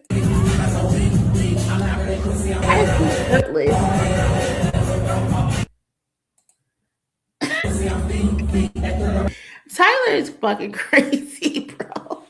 Tyler is crazy. I can't. But what was I gonna say? Let me exit that out. But yeah, cousins, I'm gonna wrap this up. We've been on here close to 5 hours. Again, it doesn't even feel like it, but I know on the West Coast it's only like 9:20. Jealous of y'all. It's 12:20 over here. And I'm about to take my ass some cough medicine because I'm trying to make sure I'm not sick on Sunday so we can enjoy the Grammys together. For those who were not aware, I am going to go live on Sunday and we can watch the Grammys together. Unfortunately, I cannot put the Grammys on the screen, but I will have it playing in the background so we can at least hear it together and watch it in real time to get our reactions in real time. So I think that should be fun. I'm not sure if the stream is going to start at like the red, because I think the red carpet is like 6 p.m. Eastern time. The show starts 8 p.m. Eastern time. So I'm not sure if I should go live during the red carpet or should I just wait until the show? But we'll figure that out. Again, appreciate y'all pulling up. Thank you to everybody who sent in a donation, contributing to the goal. Thank you to everybody who liked the video, left a comment on the video in the chat, shared the video, hyped it. Appreciate y'all so much. Y'all be safe and y'all enjoy the rest of y'all night. I will talk to y'all later. Oh, thank you, Tam. Appreciate you, cousin. Thank you so much. Thank you. Do the red carpet. I want to see. Okay, cool. We're going to do the red carpet then. Good night, y'all. Have a good night. Find me in the Discord if you want.